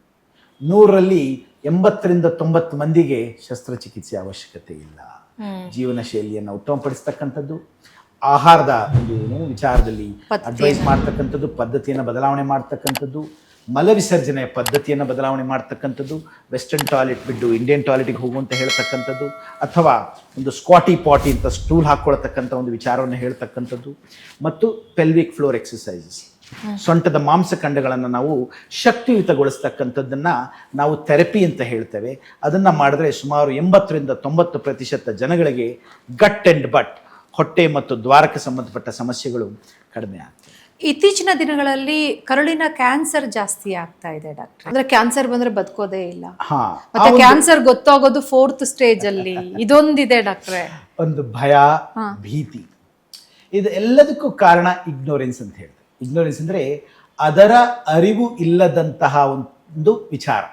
ಎರಡನೇದು, ಭಾರತದಲ್ಲಿ ಮತ್ತು ಅಮೆರಿಕಾದಲ್ಲಿ ನಮ್ಮ ಒಂದು ಆರೋಗ್ಯದ ಒಂದು ವಿಚಾರ ಏನಿದೆ, ಹೆಲ್ತ್ ಕೇರ್, ಇದು it is very capitalistic. Capitalistic ಅಂದರೆ ಹಣಕಾಸಿನಿಂದ ಬಹಳ ನಡೀತಕ್ಕಂಥ. ಯುರೋಪ್ನಲ್ಲಿ it is less capitalistic, more public driven, social services, security ಹೀಗೆ ಬರ್ತದೆ. ನಿಮ್ಮ ಮುಖ್ಯವಾದದ್ದು ಕ್ಯಾನ್ಸರ್ ಒಂದು ಕಾಯಿಲೆಯ ಅನ್ನೋದು ಒಂದು ಪ್ರಶ್ನೆ. ಕ್ಯಾನ್ಸರ್ ಒಂದು ಕಾಯಿಲೆಯಲ್ಲ. ಕ್ಯಾನ್ಸರ್ ನಮ್ಮ ಜೀವನದ ಒಂದು ಹಂತ. ಬಹಳಷ್ಟು ಮಂದಿ ನಮ್ಮ ಜೀವನದ ಒಂದು ಹಂತ. It is A stage of evolution. ಒಂದು ಮರಕ್ಕೆ ವಯಸ್ಸಾಗ್ತಾ ಇದ್ದ ಹಾಗೆ ರೆಂಬೆ ಟೊಂಬೆಗಳಿಗೆ ಬರ್ತಕ್ಕಂಥ ಕಾಯಿಲೆಗೆ ರೆಂಬೆಯನ್ನು ತೆಗಿತೇವೆ, ಮರ ಉಳ್ಕೊಂಡು ಹೋಗ್ತದೆ, ಹಾಗೆ ಬದುಕ್ತಾ ಇರ್ತದೆ. ಹಾಗೆ ನಮ್ಮ ಕಣ್ಣಲ್ಲಿ ಪೊರೆ ಬರ್ತಕ್ಕಂಥ ವಿಚಾರ, ಚರ್ಮ ಸಡಿಲವಾಗ್ತಕ್ಕಂಥ ವಿಚಾರ, ಕೂದಲು ಬೆಳಗಾಗ್ತಕ್ಕಂಥ ವಿಚಾರ, ಹಾಗೆ ಕರುಳಿನಲ್ಲಿ ಗ್ರಂಥಿಗಳು ಬರ್ತಕ್ಕಂಥದ್ದು ಕೂಡ ಒಂದು ವಯಸ್ಸಿನ ಒಂದು ಪ್ರಭಾವದಿಂದ ಬರ್ತದೆ. The biggest risk factor for cancer is age. ನನಗೆ ಕ್ಯಾನ್ಸರ್ ಬೇಡ ಅಂದ್ರೆ ಬೇಗ ಹೋಗ್ಬಿಡ್ಬೇಕು. ಸೊ ಹಾಗಾಗಿ the reality is cancer is A stage of evolution ಒಂದು. ಬಟ್ ಬಹಳಷ್ಟು ಮಂದಿಗೆ ಸಣ್ಣ ವಯಸ್ಸಿನಲ್ಲಿ ಯಾಕೆ ಬರ್ತಾ ಇದೆ, ಅದು ಮುಖ್ಯವಾದ ವಿಚಾರ. That is because of risk factors. Risk factors ಅಂದರೆ ನಮ್ಮ ಜೀವನದಲ್ಲಿ ಅಳವಡಿಸಿಕೊಂಡಿರ್ತಕ್ಕಂಥ ಜೀವನ ಶೈಲಿ, ಯಥೇಚ್ಛವಾದ ಕೆಂಪು ಮಾಂಸ, ಯಥೇಚ್ಛವಾಗಿ ಫಿಸಿ ಡ್ರಿಂಕ್ಸ್, ಯಥೇಚ್ಛವಾದ ಮದ್ಯಪಾನ, ದೇಹದ ಮೇಲೆ ಯಥೇಚ್ಛವಾದ ತೂಕ, ವ್ಯಾಯಾಮ ಇಲ್ಲದೆ ಇರತಕ್ಕಂಥ ಒಂದು ಪರಿಸ್ಥಿತಿ. ಇದನ್ನು ನಾವು ಹೇಳ್ತೇವೆ a bad nature nurture and the mind leads to cancer. ಅಂದರೆ ನಮ್ಮ ನಿಸರ್ಗದಲ್ಲಿ ಇರ್ತಕ್ಕಂಥ ಅಂಶಗಳು, ಕಲ್ಮಶಗಳು, ವಾಯು ಮಾಲಿನ್ಯ, ಜಲ ಮಾಲಿನ್ಯ, ಆಹಾರ ಮಾಲಿನ್ಯ ಒಂದು ಬಹಳ ಮುಖ್ಯವಾದದ್ದು. ಸಾವಯವವಿಲ್ಲದೆ ಇರತಕ್ಕಂಥ ಆಹಾರ ಸೇವಿಸ್ತಕ್ಕಂಥದ್ದು, ಇದು ನೇಚರ್. ನರ್ಚರ್, ನಾವು ನಮ್ಮ ದೇಹವನ್ನು ದಂಡಿಸ್ಕೊಳ್ತಕ್ಕಂಥದ್ದು ಸರಿಗೆ ಮಾಡ್ತಿಲ್ಲ. ವ್ಯಾಯಾಮ ಎಲ್ಲಿ ಮಾಡ್ತೇವೆ ನಾವು? ಬಹಳ ಕಡಿಮೆ. ಕೂತೇ ಕೆಲಸ ಮಾಡ್ತಿರ್ತೇವೆ. ಯಾವಾಗ ಬೇಕಂದ್ರೆ ಅವಾಗ ತಿಂತೇವೆ, ಯಾವಾಗ ಬೇಕಂದ್ರೆ ಅವಾಗ. ನಮ್ಮ ಕ್ಯಾಲರಿ ಬ್ಯಾಲೆನ್ಸ್ ಏನಿದೆ, ಬ್ಯಾಂಕ್ ಬ್ಯಾಲೆನ್ಸ್ ಅಲ್ಲಿರಬೇಕು, ಕ್ಯಾಲರಿ ಬ್ಯಾಲೆನ್ಸ್ ಇಲ್ಲಿರಬೇಕು. ನೀವು ಏನು ತಿಂತೀರಾ ಅದನ್ನ ಬರ್ನ್ ಮಾಡ್ಬೇಕು ಅವತ್ತಿಗೆ. So your calorie balance has to be 0 for that day. But ನಾವೇನು ಮಾಡ್ತೇವೆ? ತಿಂತೇವೆ, ಏನು ಮಾಡೋದಿಲ್ಲ. ಸೊ ಹಾಗಾಗಿ ಯಥೇಚ್ಛವಾಗಿ ತಿಂತಕ್ಕಂಥದ್ದು, ವ್ಯಾಯಾಮ ಮಾಡದೇ ಇರತಕ್ಕಂಥದ್ದು, ನಮ್ಮ ದೇಹವನ್ನು ದಂಡಿಸ್ಕೊಳ್ಳದೆ ಇರತಕ್ಕಂಥದ್ದು. ಮೂರನೇದು ನಮ್ಮ ಮಾನಸಿಕ ಪರಿಸ್ಥಿತಿ, ಸ್ಟ್ರೆಸ್. ಇವೆಲ್ಲ ಹದಗೆಟ್ಟಾಗ ಬರ್ತಕ್ಕಂಥ ಕಾಯಿಲೆಗಳು ಈ ನಾನ್ ಕಮ್ಯುನಿಕಬಲ್ ಡಿಸೀಸಸ್, ಅದರಲ್ಲಿ ಕ್ಯಾನ್ಸರ್ ಕೂಡ ಒಂದು. ಸೊ ಹಾಗಾಗಿ ಬಹಳ ಸಣ್ಣ ವಯಸ್ಸಿನಲ್ಲಿ ಕ್ಯಾನ್ಸರ್ ಬಂದರೆ that is because of our life style, our state of mind and our physical ill health along with the environmental factors. ಅದಕ್ಕೆ ಬೆಂಗಳೂರನ್ನ breast cancer capital of India ಅಂತಾರೆ, ಅದಕ್ಕೆ ದಿಲ್ಲಿನ lung cancer capital of India ಅಂತ ಹೇಳ್ತಾರೆ. So ಹಾಗಾಗಿ cancer ಸಾಮಾನ್ಯವಾಗಿ ಒಂದು ಕಾಯಿಲೆ ಅಲ್ಲ, ಜೀವನದ ಒಂದು ಹಂತ. ಅದು ಬೇಗ ಬಂದಲ್ಲಿ ನಮ್ಮ ನಿಸರ್ಗದ ಪರಿಣಾಮದಿಂದ, ನಮ್ಮ ದೇಹ ದಂಡಿಸ್ಕೊಳ್ಳದೆ ಇರತಕ್ಕಂಥ ಕಾರಣದಿಂದ, ನಮ್ಮ ಮನಸ್ಸಿನ ಸ್ಟ್ರೆಸ್ನಿಂದ ಬರ್ತಕ್ಕಂಥದ್ದು ಬೇಗ. ಸೊ ಹಾಗಾಗಿ we have to rectify these things. So ಇದರಲ್ಲಿ 3 ವಿಭಜನೆ ಇರ್ತದ. ಒಂದು ಸ್ಪೊರಿಯಾಡಿಕ್ ಕ್ಯಾನ್ಸರ್ಸ್, ಸಾಮಾನ್ಯವಾಗಿ ಜೀವನದಲ್ಲಿ ವಯಸ್ಸಿನಿಂದ ಬರ್ತಕ್ಕಂಥದ್ದು ಸುಮಾರು 60-65% ಇರ್ತದೆ ಶೇಕಡವಾರು. 25% ಫೆಮಿಲಿಯಲ್ ಕ್ಯಾನ್ಸರ್ಸ್, ಒಬ್ಬರ ತಂದೆ, ಒಬ್ಬರ ತಾಯಿ, ತಾತ, ಅಜ್ಜಿ ಅವರಿಗಿರ್ತದ. ಅವರಿಂದ ಆ ಒಂದು ಕ್ಯಾನ್ಸರ್ ಆಗ್ತಕ್ಕಂಥ ಒಂದು ಪರಿಸ್ಥಿತಿಯನ್ನು ಮಕ್ಕಳು ತಗೊಂಡಾಗ ಅದನ್ನು ಫೆಮಿಲಿಯಲ್ ಕ್ಯಾನ್ಸರ್ಸ್ ಅಂತವೆ. ಅದು ಸುಮಾರು 20-25% ಇರ್ತದ. ಮತ್ತೆ ಒಂದು 5% ಬಂದು ಜೆನೆಟಿಕ್ ಕ್ಯಾನ್ಸರ್ಸ್ ಅಂತ ಹೇಳ್ತಾರೆ. ಅಂತ ಹೇಳಿದ್ರೆ ಅನುವಂಶೀಯತೆಯಿಂದ ಬಂದಿರತಕ್ಕಂಥದ್ದು. ನೀವು ಹುಟ್ಟದಾಗಲೇ ನಿಮ್ಮ ಒಂದು ಜೀವಕಣದಲ್ಲಿ, ಜೀವಕೋಶದಲ್ಲಿ, ಕ್ರೊಮ್ಯಾಟಿನಲ್ಲಿ ಬರೆದಿಟ್ಟಿರ್ತದ ನಿಮಗೆ ಕ್ಯಾನ್ಸರ್ ಬಂದೇ ಬರ್ತದಂತ. ಇದನ್ನು ಜೆನೆಟಿಕ್ ಕ್ಯಾನ್ಸರ್ಸ್ ಅಂತೇವೆ. ಉದಾಹರಣೆಗೆ ನಮ್ಮ ಕೋಲೋರೆಕ್ಟಲ್ ಕ್ಯಾನ್ಸರ್ಸ್ ಅಲ್ಲಿ FAP ಅಂತೇವೆ, ಫೆಮಿಲಿಯಲ್ ಅಡೆನೊಮ್ಯಾಟಸ್ ಪಾಲಿಪೋಸಿಸ್. ಅವರಿಗೆ ನಮಗೆ ಗೊತ್ತು ಈ ಜೀನ್ ಇದೆ ಅಂದ್ರೆ ಖಂಡಿತ 40 ವರ್ಷಕ್ಕೆ ಕ್ಯಾನ್ಸರ್ ಬಂದೇ ಬರುತ್ತೆ. ಆಂಜಲಿನಾ ಜೋಲಿ ಬ್ರೆಸ್ಟ್ ಕ್ಯಾನ್ಸರ್, ಸ್ತನಗಳ ಕ್ಯಾನ್ಸರ್, ಆಕೆಗೆ ಬ್ರಾಕಾ ಜೀನ್ ಇತ್ತು, ಹಾಗಾಗಿ ಆಕೆಗೆ ಖಂಡಿತ ಬಂದೇ ಬರ್ತದೆ ಅಂತ ಗೊತ್ತಾಯ್ತು. ಸ್ತನಗಳನ್ನು ತೆಗೆದು ರೀಕನ್ಸ್ಟ್ರಕ್ಟ್ ಮಾಡಿಸ್ಕೊಂಡು. ಸೊ ಹಾಗಾಗಿ ಇದನ್ನ ನಾವು ಅನುವಂಶತೆಯಿಂದ ಬರ್ತಕ್ಕಂಥ ಕ್ಯಾನ್ಸರ್ ಅಂತೇವೆ. ಶೇಕಡವಾರು 5% ಇರ್ತದೆ. ಹಾಗಾಗಿ sporadic cancers, familial cancers, genetic cancers. ಕರುಳಿನ ಕ್ಯಾನ್ಸರ್ನು ಕೂಡ ಇವಾಗ ನಾವು ಶಸ್ತ್ರಚಿಕಿತ್ಸೆ ಮೂಲಕ ಸರಿಪಡಿಸಬಹುದು. ಖಂಡಿತ ಖಂಡಿತ ಖಂಡಿತ. ನೋಡಿಮ್ಮ, ಭೂತಕ್ಕಿಂತ ಭೀತಿ ಹೆಚ್ಚು ಅನ್ನೋ ಒಂದು ಸಂಗತಿ ಇದೆ. ಭೂತಕ್ಕಿಂತ ಭೀತಿ ಹೆಚ್ಚು ಅಂತ, ಆ ಭಯದಲ್ಲೇ ಅರ್ಧ ಸತ್ತು ಹೋಗ್ತೇನೆ. ಯಾರಿಗಾದ್ರೂ ನೋಡಪ್ಪ ನಿನಗೆ ಡಯಾಬಿಟೀಸ್ ಕೊಡ್ತೇನೆ, ಕ್ಯಾನ್ಸರ್ ಕೊಡ್ತೇನೆ ತಗೋ ಅಂದ್ರೆ take an early cancer because it's cured. So ಕರುಳಿನ ಕ್ಯಾನ್ಸರ್ಗಳು ಹೆಚ್ಚುತ್ತಿವೆ. ಕಾರಣ ಒಂದು, ನಾವು we are all living longer, ಬಹಳ ವರ್ಷಗಳು ನಾವು ಬದುಕ್ತಿದ್ದೇವೆ. ಎರಡನೇದು, ನಮ್ಮ ಜೀವನ ಶೈಲಿ ಹದಗೆಟ್ಟಿದೆ, ನಮ್ಮ ಆಹಾರ ಪದ್ಧತಿಯ ಹದಗೆಟ್ಟಿದೆ, ನಮ್ಮ ವ್ಯಾಯಾಮ ಮಾಡ್ತಕ್ಕಂಥದ್ದು ಕಡಿಮೆ ಆಗಿದೆ, ಮತ್ತು ಅದರ ಒಂದು ಅರಿವು ನಮಗೆ ಕಡಿಮೆ ಇದೆ. ಅದಕ್ಕೋಸ್ಕರ ಜಾಸ್ತಿ ಮಾಡಬೇಕು ನಾವು. ಸೊ ಕರುಳಿನ ಕ್ಯಾನ್ಸರ್ನ ನೀವು ಬಂದಾಗ, ಲಕ್ಷಣಗಳು ಬಂದಾಗ ವೈದ್ಯನ ಬಳಿ ಹೋಗ್ತೀರಾ, ಪರೀಕ್ಷೆ ಮಾಡ್ತಾರೆ, ಸ್ಕೋಪಿ ಮಾಡ್ತಾರೆ, ಆ ಒಂದು ಗ್ರಂಥಿಯಿಂದ ಒಂದು ಬಯಾಪ್ಸಿ ತಗೊಳ್ತಾರೆ, ಅದನ್ನು ಕ್ಯಾಮ್ರಾದಲ್ಲಿ ನೋಡ್ತಾರೆ. ಮೈಕ್ರೋಸ್ಕೋಪಲ್ಲಿ ನೋಡಿದಾಗ ಬಹಳಷ್ಟು ಕಣಗಳು ಕೆಟ್ಟದಾಗಿದ್ದರೆ ಅದನ್ನು ಕ್ಯಾನ್ಸರ್ ಅಂತ ಹೇಳ್ತೇವೆ. ಸೊ ಕ್ಯಾನ್ಸರ್ ಒಂದು ದುರ್ಮಾಂಸದ ಒಂದು ಗ್ರಂಥಿ, ಆ ದುರ್ಮಾಂಸದಲ್ಲಿ ಕೆಟ್ಟ ಕಣಗಳಿದೆ, ಇಷ್ಟೇ ಕ್ಯಾನ್ಸರ್ ಅಂತ ಹೇಳಿದ್ರೆ. ಸೊ ಅದಿದ್ದ ಪಕ್ಷದಲ್ಲಿ ಅದನ್ನ ನಾವು ಗ್ರೇಡಿಂಗ್ ಅಂತ ಮಾಡ್ತೇವೆ. ಅದನ್ನು ಕಿತ್ತು ಬಿಸಾಕಿದ್ರೆ ಸರಿ ಹೋಗ್ತದೆ. ಗ್ರೇಡಿಂಗ್ ಅಂತ ಮಾಡ್ತೇವೆ, ಮತ್ತೆ ಸ್ಟೇಜಿಂಗ್ ಅಂತ ಮಾಡ್ತೇವೆ. 1, 2, 3, 4 ಅಂತ. ಬಹಳಷ್ಟು ಸಾರಿ ಶಸ್ತ್ರಚಿಕಿತ್ಸೆ ಆಗುತ್ತೆ, ಅದನ್ನ ತೆಗೆದು ಹೋಗಿದ್ರೆ ಕ್ಯೂರ್ ಆಗ್ತದೆ. ಸ್ಟೇಜ್ 1, 2. ಸ್ಟೇಜ್ 3ಯಲ್ಲಿ ಸ್ವಲ್ಪ ಮಟ್ಟಿಗೆ ಅದಕ್ಕೆ ಅವರಿಗೆ ರಸಾಯನಗಳು ಕೊಡಬೇಕಾಗ್ತದೆ, ಕೀಮೋಥೆರಪಿ ಕೊಡಬೇಕಾಗ್ತದೆ. ಡಾಕ್ಟ್ರೆ, ಈಗ ನೀವು ರೋಬೋಟಿಕಲ್ಲಿ ಪ್ರಖ್ಯಾತ ಸರ್ಜನ್ ಡಾಕ್ಟ್ರೆ. ಈಗ ಸಾಮಾನ್ಯ ಒಂದು ಪ್ರಶ್ನೆ ಏನಂತ ಹೇಳಿದ್ರೆ, ಸೊ ಡಾಕ್ಟರ್ ಮಾಡೋ ಸರ್ಜರಿಗೂ ರೋಬೋಟಿಕ್ ಮಾಡೋಂಥ ಸರ್ಜರಿಗೂ ಏನು ಡಿಫ್ರೆನ್ಸ್, ಅದು ಸರಿಯಾಗಿ ಮಾಡುತ್ತಾ, ಇವೆಲ್ಲ ಪ್ರಶ್ನೆಗಳು ಸಹ ಇವತ್ತು ನಮ್ಮ ವೀಕ್ಷಕರ ಮುಂದೆ ಇದೆ. ಇದ್ರ ಬಗ್ಗೆ ಡಾಕ್ಟ್ರೆ ಅರಿವು ಅನ್ನೋದು ಬಹಳ ಮುಖ್ಯವಾದ ವಿಚಾರ. ಈಗ ರೋಬೋಟ್ ಅಂದ್ರೆ ಏನು? ಮಾನವ ಯಂತ್ರ. ಅದನ್ನ ಓಡಿಸ್ತಿರೋರು ಯಾರು? ಮಾನವ. ಅದೇ ಇನ್ನೊಂದು ಬರ್ತದೆ ಆಟೋಬೋಟ್ ಅಂತ. ಅದು ಮಾನವ, ಅದರ ಕಂಟ್ರೋಲ್ ಇಲ್ಲ. It does everything independently. So robotic surgery ಅಂತ ಹೇಳಿದ್ರೆ ಅದನ್ನ ನಾನೇ ಮಾಡಬೇಕು. ಏನಂದ್ರೆ ಆ ಒಂದು ಮುಖ್ಯವಾದ ಕೆಲಸವನ್ನು ಮಾಡಲಿಕ್ಕೆ ಎಲ್ಲವನ್ನು ತಯಾರಿ ಮಾಡಿ ಆ ರೋಬೋಟ್ ಅನ್ನಲ್ಲಿ ಕೂರಿಸ್ತೇವೆ, ಬಟ್ ಅದನ್ನ ಹ್ಯಾಂಡಲ್ ಮಾಡ್ತಿರೋದು ನಾನೇ. So robotic surgery is not automatic. Still it needs human intervention. ಅದು ಮನುಷ್ಯನ ಒಂದು ಇಂಟರ್ವೆನ್ಷನ್ ಇಲ್ಲ ಅಂದ್ರೆ ಇಟ್ ಬಿಕಮ್ಸ್ ಎನ್ ಆಟೋಬೋಟ್. ಈಗ ಇರ್ತಕ್ಕಂಥದ್ದು ರೋಬೋಟ್ ಅಂತ ಹೇಳಿದ್ರೆ ಮಾನವ ಯಂತ್ರ. ಬಹಳ ಮುಖ್ಯ ಇದು. ಕಾರಣ ಏನು ಅಂದ್ರೆ ನಮ್ಮ ಒಂದು ಆಪರೇಟಿವ್ ಫೀಲ್ಡ್, ಶಸ್ತ್ರಚಿಕಿತ್ಸೆಯ ಒಂದು ಫೀಲ್ಡ್ ಏನಿರ್ತದೆ, ಮೈದಾನ ಏನಿರ್ತದ, ಆ ಮೈದಾನ ಚೆನ್ನಾಗಿ ಕಾಣ್ತದ, ಅಲ್ಲಿರ್ತಕ್ಕಂಥ ನರಗಳು ಚೆನ್ನಾಗಿ ಕಾಣ್ತಾವ, ರಕ್ತನಾಳಗಳು ಚೆನ್ನಾಗಿ ಕಾಣ್ತಾವ, ಕಣಗಳು ಚೆನ್ನಾಗಿ ಕಾಣ್ತಾವ. ಮತ್ತು ಇದನ್ನೆಲ್ಲ ನಾವು ಸರಿಯಾಗಿ ಮಾಡಿದ್ರೆ, ಅಂದರೆ ಏನೂ ಡ್ಯಾಮೇಜ್ ಮಾಡಿದಾಗೆ ನಾವು ಶಸ್ತ್ರಚಿಕಿತ್ಸೆಯನ್ನು ಮಾಡಿದ್ರೆ ಕಾರ್ಯಾಚರಣೆ ಚೆನ್ನಾಗಿರ್ತದೆ. ಸ್ಪೆಷಲಿ ಇನ್ ದ ಪೆಲ್ವಿಸ್, ಸೊಂಟದಲ್ಲಿ ಬಹಳಷ್ಟು ಕಾರ್ಯಾಚರಣೆ ನಡೀತದ. ಮಲವಿಸರ್ಜನೆಗೆ ಮಲದ್ವಾರ ಇರ್ತದೆ, ಮಲನು ಸರಿಯಾಗಿ ಹೊರಗೆ ಕಳಿಸ್ಲಿಕ್ಕೆ ಮೂತ್ರಪಿಂಡ ಇರ್ತದೆ, ಮೂತ್ರಕೋಶಗಳಿರ್ತವೆ, ಕೆಳಗೆ ಮೂತ್ರಕೋಶ, ಗುದನಾಳ, ಮತ್ತು ಹೆಣ್ಣು ಮಕ್ಕಳಲ್ಲಿ ಗರ್ಭಕೋಶ ಇರ್ತದೆ, ಯೋನಿ ದ್ವಾರ ಇರ್ತದ. ಮುಖ್ಯವಾಗಿ ಲೈಂಗಿಕ ಕ್ರಿಯೆಗೆ ಬೇಕಾದಂಥ ನರಗಳೆಲ್ಲ ಇರ್ತವೆ.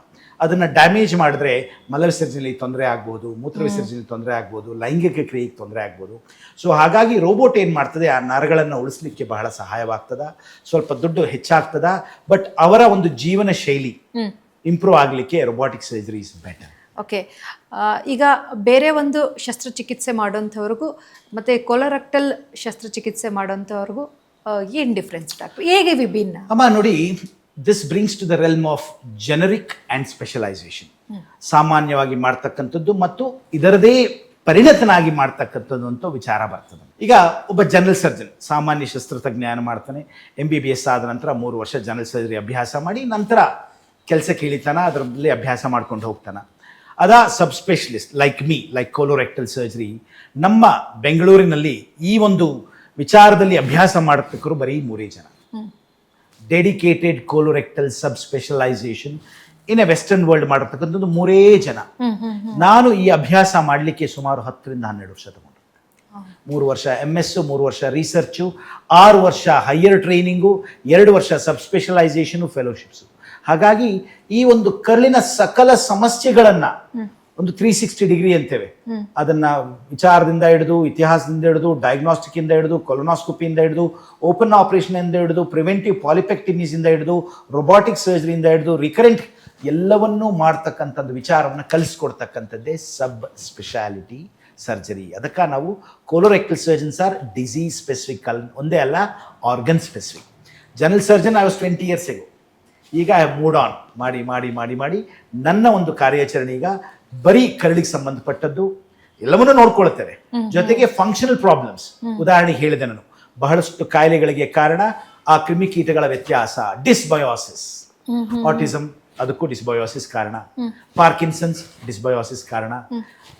ಕರಳು ಬ್ಯಾನಿ, ಈ ಕೆಟ್ಟ ಕ್ರಿಮಿಕೀಟಗಳು ಜಾಸ್ತಿ ಆಗೋ, ಸೊ ಅದಕ್ಕೂ ಕೂಡ ಚಿಕಿತ್ಸೆಗಳನ್ನು ಕೊಡ್ತೇವೆ. ಸೊ ಇವೆಲ್ಲವನ್ನು ಕಲಿಸ್ತಕ್ಕಂಥ ಒಂದು ವಿಧಾನವನ್ನ ನಾವು ಕಲ್ತ್ಕೊಂಡಿರ್ತೇವೆ. ಅದಕ್ಕಾಗಿ ಬಿಕಮ್ ಸ್ಪೆಷಲ್. ಈಗ ಅದಕ್ಕೆ ಕೊಲೊರೆಕ್ಟಲ್ ಸರ್ಜರಿ. ಈಗ ಒಂದು ಹೊಸದಾಗಿ ಮಲಕಸಿ ಅಂತ ಬಂದಿದೆ, ಏನ್ ಡಾಕ್ಟರ್ ಈ ಮಲಕಸಿ ಅಂದ್ರೆ?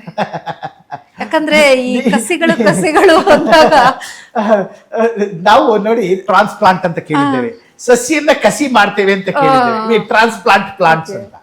ಸೊ ಈ ಮಲಕಸಿ ಅನ್ನೋದು ಸುಮಾರು 15-20 ವರ್ಷಗಳಿಂದ ನಡೀತಾ ಇದೆ.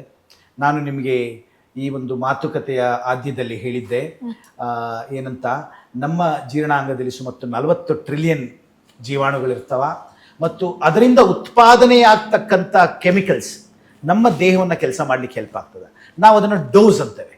Dopamine, oxytocin, serotonin, endorphin, short chain fatty acids, GABA, ಹೀಗೆ ಬಹಳಷ್ಟು ವಿಚಾರಗಳು, ಬಹಳಷ್ಟು ರಸಾಯನಗಳು ಈ ಕ್ರಿಮಿಕೀಟಗಳಿಂದ ಉತ್ಪಾದನೆ ಆಗ್ತದೆ. ಈ ಕ್ರಿಮಿಕೀಟಗಳು ನಮ್ಮ ಜಠರದಲ್ಲಿ ಸಮತೋಲನದಲ್ಲಿರಬೇಕು, ಬ್ಯಾಲೆನ್ಸ್, ಒಳ್ಳೆಯದು ಕೆಟ್ಟದ್ದು ಎರಡೂ ಇರಬೇಕು. ಬಟ್ ನಮ್ಮ ಜೀವನ ಶೈಲಿಯಿಂದ ನಾವು ನಮ್ಮ ಸಾವಯವ ಆಗಿರ್ತಕ್ಕಂಥ ಕರಳನ್ನು, ಅನ್ organic gut has been destroyed.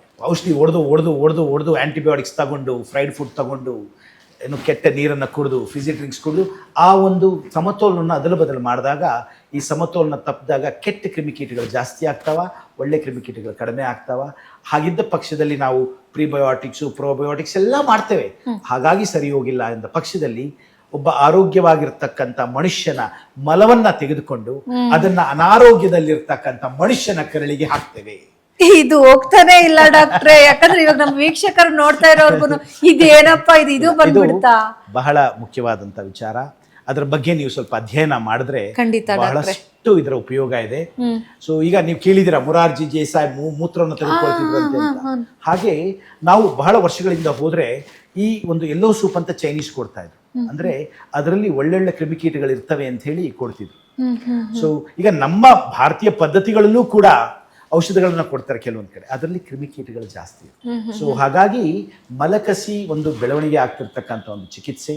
ನಿಮಗೆ ಆಟಿಸಮ್ ಅಂದರೆ ಸಣ್ಣ ಮಕ್ಕಳಿಗೆ ಬುದ್ಧಿಮಾಂದ್ಯತೆಯ ರೀತಿಯಲ್ಲಿ ಇರ್ತಕ್ಕಂಥ ಒಂದು ಪರಿಸ್ಥಿತಿ, ದೊಡ್ಡವರಿಗೆ ಡಿಮೆನ್ಷಿಯಾ, ಪಾರ್ಕಿನ್ಸನ್ಸ್, ಕರಳುಬ್ಯಾನಿ, ಕ್ಯಾನ್ಸರ್ಸ್, ಇದೆಲ್ಲ ಆಗ್ತಿರ್ತಕ್ಕಂಥದ್ದು ಈ ಕ್ರಿಮಿಕೀಟಗಳ ಒಂದು ಸಮತೋಲನ ತಪ್ಪಿದಾಗ ಇದನ್ನು ಡಿಸ್ಬಯೋಸಿಸ್ ಅಂತ ಹೇಳ್ತೇವೆ. ಆ ಡಿಸ್ಬಯೋಸಿಸ್ನ ರೆಕ್ಟಿಫೈ ಮಾಡ್ತಕ್ಕಂಥದ್ದು ಕೂಡ ಬಹಳ ಮುಖ್ಯವಾದಂಥ ಒಂದು ವಿಚಾರ. ಎಲ್ಲ ಕಾಯಿಲೆಗಳಿಗೂ ಮೂಲ ನಿಮ್ಮ ಜೀರ್ಣಾಂಗ. ಅದಕ್ಕೆ ನಾವು it is called is the second brain. ಅದಕ್ಕೆ ನಾವು we deal with all the diseases of gut and brain axis. Gut and brain axis ಬಹಳ ಮುಖ್ಯವಾದಂಥದ್ದು. ಅವೆರಡು ಸರಿಯಾಗಿರ್ಬೇಕು ಇರಬೇಕು. ಇಲ್ಲಿ ಹದಗೆಡ್ತು ಅಂದ್ರೆ ಇಲ್ಲಿ ಕೆಡ್ತದ. ಜೊತೆಗೆ even the gut. So the gut the gyri ಅಂದ್ರೆ brain, the brain bowel and the back passage interlinked. ತಪ್ಪಿಸ್ಲಿಕ್ಕೆ ಸಾಧ್ಯನೇ ಇಲ್ಲ. ಕೊನೆಯದಾಗಿ ಡಾಕ್ಟ್ರೆ, ಪ್ರತಿಯೊಬ್ಬರು ಸಹ ಜೀವಿತಾವಧಿಯನ್ನ ಹೆಚ್ಚಿಸ್ಕೊಳ್ಬೇಕು ಅಂತಾರಲ್ಲ, ಈ ಜೀವಿತಾವಧಿಯನ್ನ ಹೆಚ್ಚಿಸ್ಕೊಳ್ಳೋದು ಹೇಗೆ? Longevity. This is $1 billion question, madam. ಎಲ್ಲರಿಗೂ ಆಸೆ ಇರುತ್ತೆ. ಎಲ್ಲರಿಗೂ ಆಸೆ ಇರ್ತದ, ನಾನು 50 ಆಗ್ತೇನೆ, ನಾನು 100 ಹೇಗಪ್ಪ ಬದುಕೋದು ಅಂತ. ನಮ್ಮ ರಾಜಕೀಯದವರಂತೂ ನಾನು ಇನ್ನೂ 20 ವರ್ಷ ಹೇಗಪ್ಪ ಚೀಫ್ ಮಿನಿಸ್ಟರ್ ಆಗಿರೋದು ಅಂತ. ಹಾಗೆ ಏನೋ, ಸೊ ಎಲ್ಲರಿಗೂ ಒಂದು ಆಸೆ ಅನ್ನೋದು ಇರ್ತದ. ನಾನು ಬದುಕಬೇಕು ಅನ್ನೋ ಆಸೆ ಸಹಜ. ಹೇಗೆ ಬದುಕೋದು ಅನ್ನೋದು ಕೂಡ ಬಹಳ ಮುಖ್ಯ. ಲಾಂಜಿವಿಟಿ, ಜೀವಾವಧಿಯನ್ನ ಹೇಗೆ ನಾವು ಜಾಸ್ತಿ ಮಾಡ್ಕೊಳ್ಳೋದ್ರ ಬಗ್ಗೆ ಬಹಳ ಅಧ್ಯಯನ ನಡೀತಾ ಇದೆ. ನಮ್ಮ ಭಾರತೀಯ ವಿಜ್ಞಾನ ಸಂಸ್ಥೆ ಇಂಡಿಯನ್ ಇನ್ಸ್ಟಿಟ್ಯೂಟ್ ಆಫ್ ಸೈನ್ಸಲ್ಲಿ there is a separate wing which is created for longevity. ಜಪಾನಿನಂಥ ಜಾಗಗಳಲ್ಲಿ ಬ್ಲೂ ಝೋನ್ಸ್ ಅಂತ ಮಾಡ್ತಾರೆ, ನೀಲಿ ಏರಿಯಾಸ್ ಅಂತ, ಅಂದರೆ ನೀಲಿ ನಕ್ಷೆ ಉಳಿತಕ್ಕಂಥ ಫೀಲ್ಡ್ಸ್ ಅಂದರೆ ಮಾಡ್ತಾರೆ. ಅಲ್ಲಿ ಬಹಳಷ್ಟು ಮಂದಿ 100 ವರ್ಷ ಬದುಕ್ತಾರೆ ಆರಾಮಾಗಿ. ಸೊ ನಿಮ್ಮ ಪ್ರಶ್ನೆಗೆ ಉತ್ತರ, how can we live longer?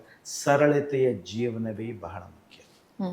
ಒಂದು ವೈಜ್ಞಾನಿಕವಾಗಿ ಹೇಳಬೇಕಾದ್ರೆ ನಮ್ಮ ದೇಹದಲ್ಲಿ ಇರ್ತಕ್ಕಂಥ ಕಣಗಳಿಗೆ ವಯಸ್ಸಾಗ್ತಕ್ಕಂಥ ಪ್ರಕ್ರಿಯೆಯನ್ನು ಕಡಿಮೆ ಮಾಡಬೇಕು. The speed with which ageing happens has to be slowed down. Healthy food, preferably organic food, good water, stress free life and working till the day you die. ಕೆಲಸ ಮಾಡ್ತಾನೆ ಇರಬೇಕು. That is what Japanese do. ಅದರ ಜೊತೆಗೆ ಇತ್ತೀಚಿನ ದಿನಗಳಲ್ಲಿ people are talking about rejuvenation of cells. ನಮ್ಮ ಕಣಗಳಲ್ಲಿ ಇರ್ತಕ್ಕಂಥ ಮೈಟೊಕಾಂಡ್ರಿಯಾ ವಯಸ್ಸಾಗ್ತಾ ಇದ್ರೆ ಮತ್ತೆ ಅದು ಬರೋದಿಲ್ಲ. ಹಾಗಾಗಿ ಟು ರೆಪ್ಲೆನಿಶ್ ದಟ್ ಮೈಟೊಕಾಂಡ್ರಿಯಲ್ ಸಪ್ಲಿಮೆಂಟ್ಸ್ ಕೊಡ್ತಾರೆ, ಎಕ್ಸೋಸೋಮಲ್ ಸಪ್ಲಿಮೆಂಟ್ಸ್ ಕೊಡ್ತಾರೆ. ಬಹಳಷ್ಟು ಮಂದಿ they are looking at placing A paediatric, A younger biome, ಅಂದರೆ ಸಣ್ಣ ಮಕ್ಕಳಿರ್ಬೋದು, ಸಣ್ಣ ವಯಸ್ಸಿನವರ ಒಂದು ಜೀವಾಣುಗಳು ಏನಿರ್ತವೆ, ಕೀಟಾಣುಗಳು ಹೊಟ್ಟೆಯಲ್ಲಿ, they are transplanting faeces of a younger donor to an elder person, thinking that it will improve their longevity. So ಹಾಗಾಗಿ ವೈಜ್ಞಾನಿಕವಾಗಿ ಬಹಳ ಕೆಲಸ ಕಾರ್ಯಗಳು ನಡೀತಾ ಇದೆ.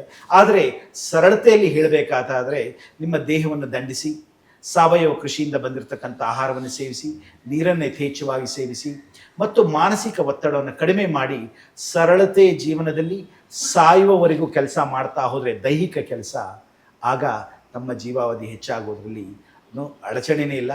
ಜೊತೆಗೆ ವಾರ್ಷಿಕವಾಗಿ ವರ್ಷಕ್ಕೊಮ್ಮೆ ಹೋಗಿ ತಮ್ಮ ದೇಹವನ್ನು ಪರೀಕ್ಷೆ ಮಾಡಿಸ್ಕೊಂಡು ಒಂದು ಹೆಲ್ತ್ ಚೆಕ್ ಅಂತ ಮಾಡಿಸ್ಕೊಂಡ್ರೆ ಏನಾದರೂ ತೊಂದರೆಗಳಿದ್ದಲ್ಲಿ, ತಪ್ಪುಗಳಿದ್ದಲ್ಲಿ ನಾವು ಅದನ್ನು ಸರಿಪಡಿಸಲಿಕ್ಕೆ ಅವಕಾಶ. ಸೊ ಸರಳತೆಯೇ ದೀರ್ಘಾವಧಿಗೆ ಮೂಲ ಮತ್ತು ಅದರ ಗುಟ್ಟು. ಡಾಕ್ಟ್ರೆ, ಕೊನೆಯದಾಗಿ ನಾವು ಕಾರ್ಯಕ್ರಮದ ಅಂತ್ಯದಲ್ಲಿ ಬಂದಿದ್ದೇವೆ. ನಿಮ್ಮ ಬಳಿ ಯಾವುದೇ ದೊಡ್ಡ ಸಮಸ್ಯೆ ಇರ್ತಕ್ಕಂಥ, ತೊಂದರೆ ಇರ್ತಕ್ಕಂಥ ರೋಗಿ ಬಂದರೂ ಕೂಡ 1-2 ನಿಮಿಷ ನಿಮ್ಮ ಮಾತನ್ನು ಕೇಳಿದ್ರೆ ನಿಜವಾಗ್ಲೂ ಸಹ ರಿಲೀಫ್ ಆಗುತ್ತೆ ಡಾಕ್ಟ್ರೆ. ನನಗೇನು ಇಲ್ಲ, ನನಗೆಲ್ಲ ಸರಿ ಹೋಗ್ಬಿಡುತ್ತೆ ಅನ್ನೋ ಒಂದು ಖುಷಿ ಸಿಗುತ್ತೆ ಅಂತ ನನಗನ್ನಿಸ್ತಾ ಇದೆ ಡಾಕ್ಟ್ರೆ. ನಮ್ಮ ವೀಕ್ಷಕರಿಗೆ ಏನು ಹೇಳೋದಕ್ಕೆ ಬಯಸ್ತೀರಿ ಡಾಕ್ಟ್ರೆ? ವೀಕ್ಷಕರೇ, ಸರಳತೆಯೇ ನಮ್ಮ ಜೀವಾವಧಿಯ ಒಂದು ಗುಟ್ಟು. ಸರಳ ಜೀವನ ನಮ್ಮನ್ನು ಆರೋಗ್ಯವಾಗಿ, ಕ್ಷೇಮವಾಗಿ ಇಡ್ತದ. ಈ ಪಾಶ್ಚಿಮತೆಯ ಒಂದು ಜೀವನವನ್ನು ಬಿಟ್ಟು ನಮ್ಮ ಈಶಾನ್ಯದ ಸರಳತೆಯನ್ನು ಅಳವಡಿಸ್ಕೊಳ್ಳಿ, ನಮ್ಮ ಒಂದು ಸಂಸ್ಕೃತಿಯನ್ನು ಅಳವಡಿಸ್ಕೊಳ್ಳಿ. ಸಂಸಾರದಲ್ಲಿ ಎಲ್ಲರೂ ಕೂತು ಮನೆಯಲ್ಲಿ ಉತ್ಪಾದನೆ ಮಾಡತಕ್ಕಂಥ, ಮನೆಯಲ್ಲಿ ಮಾಡತಕ್ಕಂಥ ಅಡುಗೆಯನ್ನು ಸೇವಿಸಿ, ದಿನನಿತ್ಯ ವ್ಯಾಯಾಮ ಮಾಡಿ, ದಿನನಿತ್ಯ ನಗುವಿನಲ್ಲಿ ಮುಳುಗಿರಿ ಮತ್ತು ದಿನನಿತ್ಯ ಒಳ್ಳೆಯ ನಿದ್ದೆಯನ್ನು ಮಾಡಿ. ನಮ್ಮ ಪಾಶ್ಚಿಮಾತ್ಯ ಅಭ್ಯಾಸಗಳಾಗಿರ್ತಕ್ಕಂಥ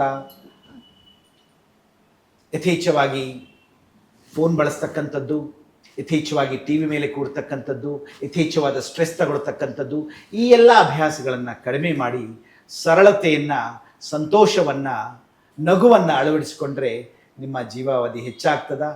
ಆರೋಗ್ಯದಿಂದ, ಕ್ಷೇಮದಿಂದ ನೀವು 100 ವರ್ಷ ಮಾಡ್ತೀರಿ. ಥ್ಯಾಂಕ್ ಯು ಸೋ ಮಚ್ ಡಾಕ್ಟ್ರೆ. ಇದುವರೆಗೂ ನಮ್ಮ ಕಾರ್ಯಕ್ರಮದಲ್ಲಿ ನಾವು ಕರಳಿಗೆ ಸಂಬಂಧಪಟ್ಟಂಥ ಒಂದು ಕಾಯಿಲೆಗಳು ಅಥವಾ ಅದರ ಕ್ಯಾನ್ಸರು, ಅದನ್ನು ಚಿಕಿತ್ಸೆ ಪಡಿಸ್ಕೊಳ್ಳೋದು ಹೇಗೆ, ಗಟ್ ಹೆಲ್ತನ್ನು ಸರಿಪಡಿಸ್ಕೊಳ್ಳೋದು ಹೇಗೆ ಅಂತ ಡಾಕ್ಟ್ರ್ ಹತ್ರ ತಿಳ್ಕೊಳ್ಳೋಣ ಅಂತ ಬಂದರೆ, ನಿಜವಾಗ್ಲೂ ಸಹ ಒಬ್ಬ ವ್ಯಕ್ತಿ ಆರೋಗ್ಯವಾಗಿರ್ಬೇಕಂತ ಹೇಳಿದ್ರೆ ಆತನ ಸರಳತೆ, ಆತನ ಅಭ್ಯಾಸಗಳು ಎಷ್ಟು ಮುಖ್ಯ ಅಂತ ಹೇಳಿ ಬಹಳಷ್ಟು ಚೆನ್ನಾಗಿ ನಮ್ಮ ವೀಕ್ಷಕರಿಗೆ ತಿಳಿಸ್ಕೊಟ್ರಿ. ಮತ್ತೊಮ್ಮೆ ಮಗದೊಮ್ಮೆ ತಮ್ಮನ್ನು ನಾವು ಭೇಟಿ ಆಗ್ತಾನೆ ಇರ್ತೀವಿ ಡಾಕ್ಟ್ರೆ. ಇದುವರೆಗೂ ನಮ್ಮ ಕಾರ್ಯಕ್ರಮದಲ್ಲಿ ಬಹಳಷ್ಟು ಸೊಗಸಾದ ವಿಚಾರಗಳನ್ನು, ಆರೋಗ್ಯದ ವಿಚಾರಗಳನ್ನು ತಿಳಿಸ್ಕೊಟ್ಟಿದ್ದಕ್ಕೆ ನಮ್ಮ ಎಲ್ಲ ವೀಕ್ಷಕರ ಪರವಾಗಿ ಧನ್ಯವಾದಗಳು ಡಾಕ್ಟ್ರೆ. Thank you so much. Yes ವೀಕ್ಷಕರು, ಇದುವರೆಗೂ ನೋಡಿದ್ರಲ್ಲ, ಖಂಡಿತವಾಗ್ಲೂ ಸಹ ನಮ್ಮ ಆರೋಗ್ಯ ಚೆನ್ನಾಗಿರಬೇಕು ಅಂತ ಹೇಳಿದ್ರೆ ನಾವು ಸರಳವಾದಂಥ ಜೀವನವನ್ನು ಮಾಡಬೇಕು, ಆರೋಗ್ಯವಾಗಿರ್ತಕ್ಕಂಥ ಆಹಾರವನ್ನು ತಿನ್ನಬೇಕು, ನಮ್ಮ ಸುತ್ತಮುತ್ತಲಿನ ಸಮಾಜವನ್ನು ಬಹಳಷ್ಟು ಚೆನ್ನಾಗಿ ಇಟ್ಕೋಬೇಕು. ಈ ಪರಿಸರದಲ್ಲಿ ನಾವು ಒಬ್ಬರಾದರೆ ನಮ್ಮ ಆರೋಗ್ಯ ಬಹಳಷ್ಟು ಚೆನ್ನಾಗಿರುತ್ತೆ ಅಂತ ಹೇಳಿ ಡಾಕ್ಟರ್ ನರಸಿಂಹಯ್ಯ ಸರ್ ಅವರು ಕ್ಲಿಯರಾಗಿ ಹೇಳಿದ್ರು. ಇದನ್ನು ನೀವು ಸಹ ಫಾಲೋ ಮಾಡ್ತೀವಿ ಅಂತ ನಾವು ಅನ್ಕೋತಾ ಇದ್ದೀವಿ. ಒಂದು ಒಳ್ಳೆಯ ಆರೋಗ್ಯದ ವಿಚಾರಗಳಿಗಾಗಿ ನೋಡ್ತಾ ಇರಿ ಸುಮನ್ ಟಿವಿ ಕನ್ನಡ ಹೆಲ್ತ್. ನಮಸ್ಕಾರ.